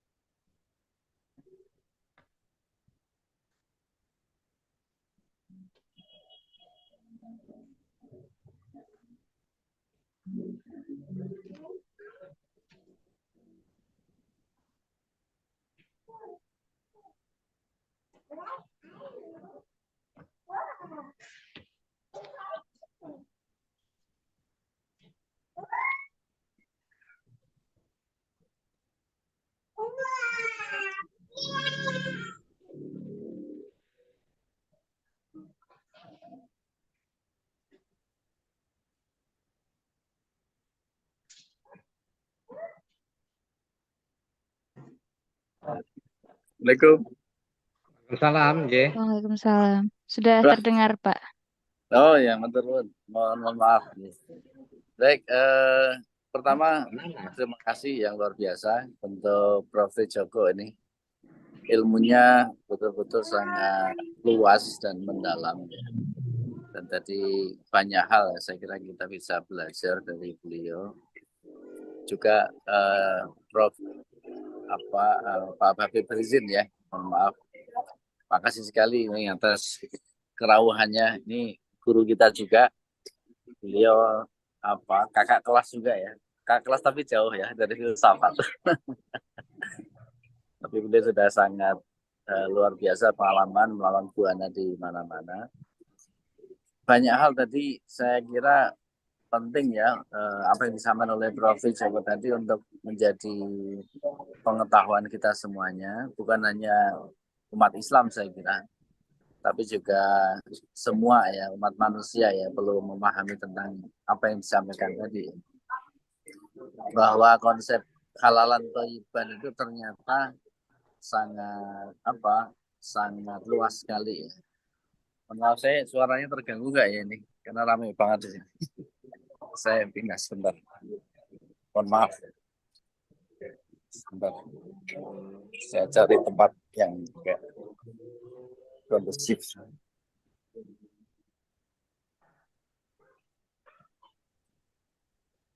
Tadi konsep halalan thayyiban tadi ya barangkali kalau mungkin perspektif religiusnya, agamanya, konsep halalan ini satu hal yang tidak bisa ditawar ya. Tetapi thayyiban ini menurut saya dari yang disampaikan oleh Prof. Joko tadi adalah membuka ruang-ruang ilmu pengetahuan yang sangat luas sekali ternyata. Karena kata thayyib baik itu ternyata bisa dikaji secara akademis, secara ilmiah, mengapa satu makan itu boleh dimakan dan mengapa tidak boleh dimakan. Mengapa ada keharaman, tetapi juga tidak persoalan haram halal saja, tapi juga tentang thayyib tadi itu pada aspek-aspek yang kaitan dengan kesehatan dan lain sebagainya. Penjelasan tadi menguatkan saya kira ya, menguatkan tentang kebenaran dari agama, bahwa kebenaran Quran, kebenaran hadis, yaitu kebenaran yang tidak semata-mata dogmatik, tetapi kebenaran yang sebenarnya secara rasional bisa dijelaskan dan bisa dipahami oleh umat Islam sendiri maupun oleh umat-umat yang lain, kata demikian. Cuman ini Prof. Joko ya, seringkali kan kita ini ketemu dengan banyak orang ya, berbagai macam agama juga gitu kan. Misalnya belum lama juga kita ke Bali misalnya seperti itu, yang kita tahu namanya teman-teman di Bali ini kan makan babi itu hal yang sangat biasa. Di mana-mana kita jalan pasti ketemu dengan babi guling dan seterusnya begitu. Dan itu sebagai konsumsi yang hampir bisa dikatakan harian mereka ya, sehari-hari mereka makan babi ya. Yang tadi secara ilmiah dijelaskan banyak hal-hal yang buruk ya dari babi itu ya. Nah lalu kemudian ya ada juga ya pertanyaan-pertanyaan nakal lah adalah gitu ya. Kami makan babi juga nggak apa-apa. Gitu. Dari kecil kami makan babi sampai tua juga makan babi, dan ada juga yang sampai ya tua renta atau demikian juga ada persoalan gitu kan. Nah ini kan seringkali menyentil pikiran kita juga ya. Lalu juga di barat misalnya gitu kan, kami minum alkohol setiap hari, ya kami juga makan babi juga, ada yang umurnya sampai tua dan sebagainya ini. Nah ini kadang-kadang juga pertanyaan-pertanyaan yang membuat kita juga jadi berpikir juga gitu kan. Sehingga ada yang mengatakan ya paling tidak kita ketaatan pada Allahnya yang kita pegang gitu kan, bahwa Allah tidak boleh makan ini, mengharamkan itu ya bagian dari ketaatan ya. Mau secara ilmiah itu benar apa salah ya, itu mungkin bagian ketaatan itu yang lebih penting adalah gitu. Tetapi ya sisi yang lain ketaatan pun juga orang ingin bertanya mengapa ada ayat seperti itu gitu kan, sehingga orang mempertanyakan juga secara ilmiah. Tetapi tadi misalnya pengalaman Prof. Joko ketika di Perancis tadi ya, bahwa ternyata orang-orang Perancis sendiri yang dia tidak Islam, dia memilih untuk makan makanan yang disembelih, katalah gitu ya. Dan bukti-bukti empiris mereka rasakan ya, dagingnya lebih harum dan sebagainya, yang mungkin juga lebih sehat dan seterusnya. Ini juga mungkin hal-hal yang perlu juga disampaikan ya. Kalaupun memang Anda tidak apa-apa dengan makanan itu, kalau tidak makan tentu akan lebih baik lagi. Seperti itu. Atau seperti apa ya. Jadi ini hal-hal yang barangkali di fenomena kehidupan kita selalu kita temui begitu. Tetapi secara keseluruhan ya, ketika ada orang bertanya mengapa kok umat Islam tidak makan babi, kenapa tidak minum alkohol dan sebagainya, jawaban-jawaban yang ilmiah ya, tidak hanya sekedar jawaban dogmatik itu tadi sudah diberikan sangat bagus oleh Prof. Joko. Ini kami sangat berterima kasih atas penjelasan itu ya. Mungkin demikian yang bisa kami sampaikan. Maturun sangat atas kesediaannya untuk rawuh di forum ini. Mungkin lain waktu mohon berkenan membagi ilmu yang lain lagi. Termasuk juga Prof. Habib ini mohon bisa ikut terus gitu kan, bisa kemudian pencerahan-pencerahan pada kita semuanya ya. Pak Alfiah juga makasih selaku moderator yang sangat bagus tadi membawakan acara. Bapak Ibu semuanya yang hadir, terima kasih juga. Saya akhiri dari saya. Assalamualaikum warahmatullahi wabarakatuh. Waalaikumsalam warahmatullahi wabarakatuh. Terima kasih Pak Arkom atas tanggapannya. Baik, Bapak Ibu peserta webinar sekalian, mohon maaf mengingat waktu yang terbatas untuk sesi tanya jawabnya kami tutup terlebih dahulu. Baik, terima kasih kami ucapkan kepada Profesor Dr. Insinyur Trijoko Wisnumurti Dea dan peserta webinar yang antusias dalam mengikuti sesi pematerian dan diskusi sore hari ini. Kemudian sebelum mengakhiri acara, saya izin untuk menyampaikan informasi terkait webinar integrasi ilmu dan agama. Untuk pekan depan, WIIA masih akan mengangkat tema payung Islam dan ilmu peternakan untuk pekan kedua November, yaitu dengan narasumber Profesor Insinyur Yuni Erwanto SPT MP IPM. Beliau merupakan dosen Departemen Teknologi Hasil Ternak. Besar harapan kami, Bapak Ibu dapat berpartisipasi kembali dalam agenda webinar pekan depan. Terima kasih sekali lagi saya ucapkan kepada Bapak dan Ibu. Marilah kita tutup agenda kita pada sore hari ini dengan bacaan hamdalah. Alhamdulillahirrahmanirrahim. Saya selaku moderator mohon maaf jika selama penyampaian ada salah perkataan maupun perbuatan. Wassalamualaikum warahmatullahi wabarakatuh. Waalaikumsalam warahmatullahi. Terima kasih Prof. Joko. Tadi saya belum menyapa Arkom. Sampai ketemu lagi Prof. Assalamualaikum warahmatullahi wabarakatuh. Waalaikumsalam. Matur nuwun Prof. Saya pamit ya. Baik Prof.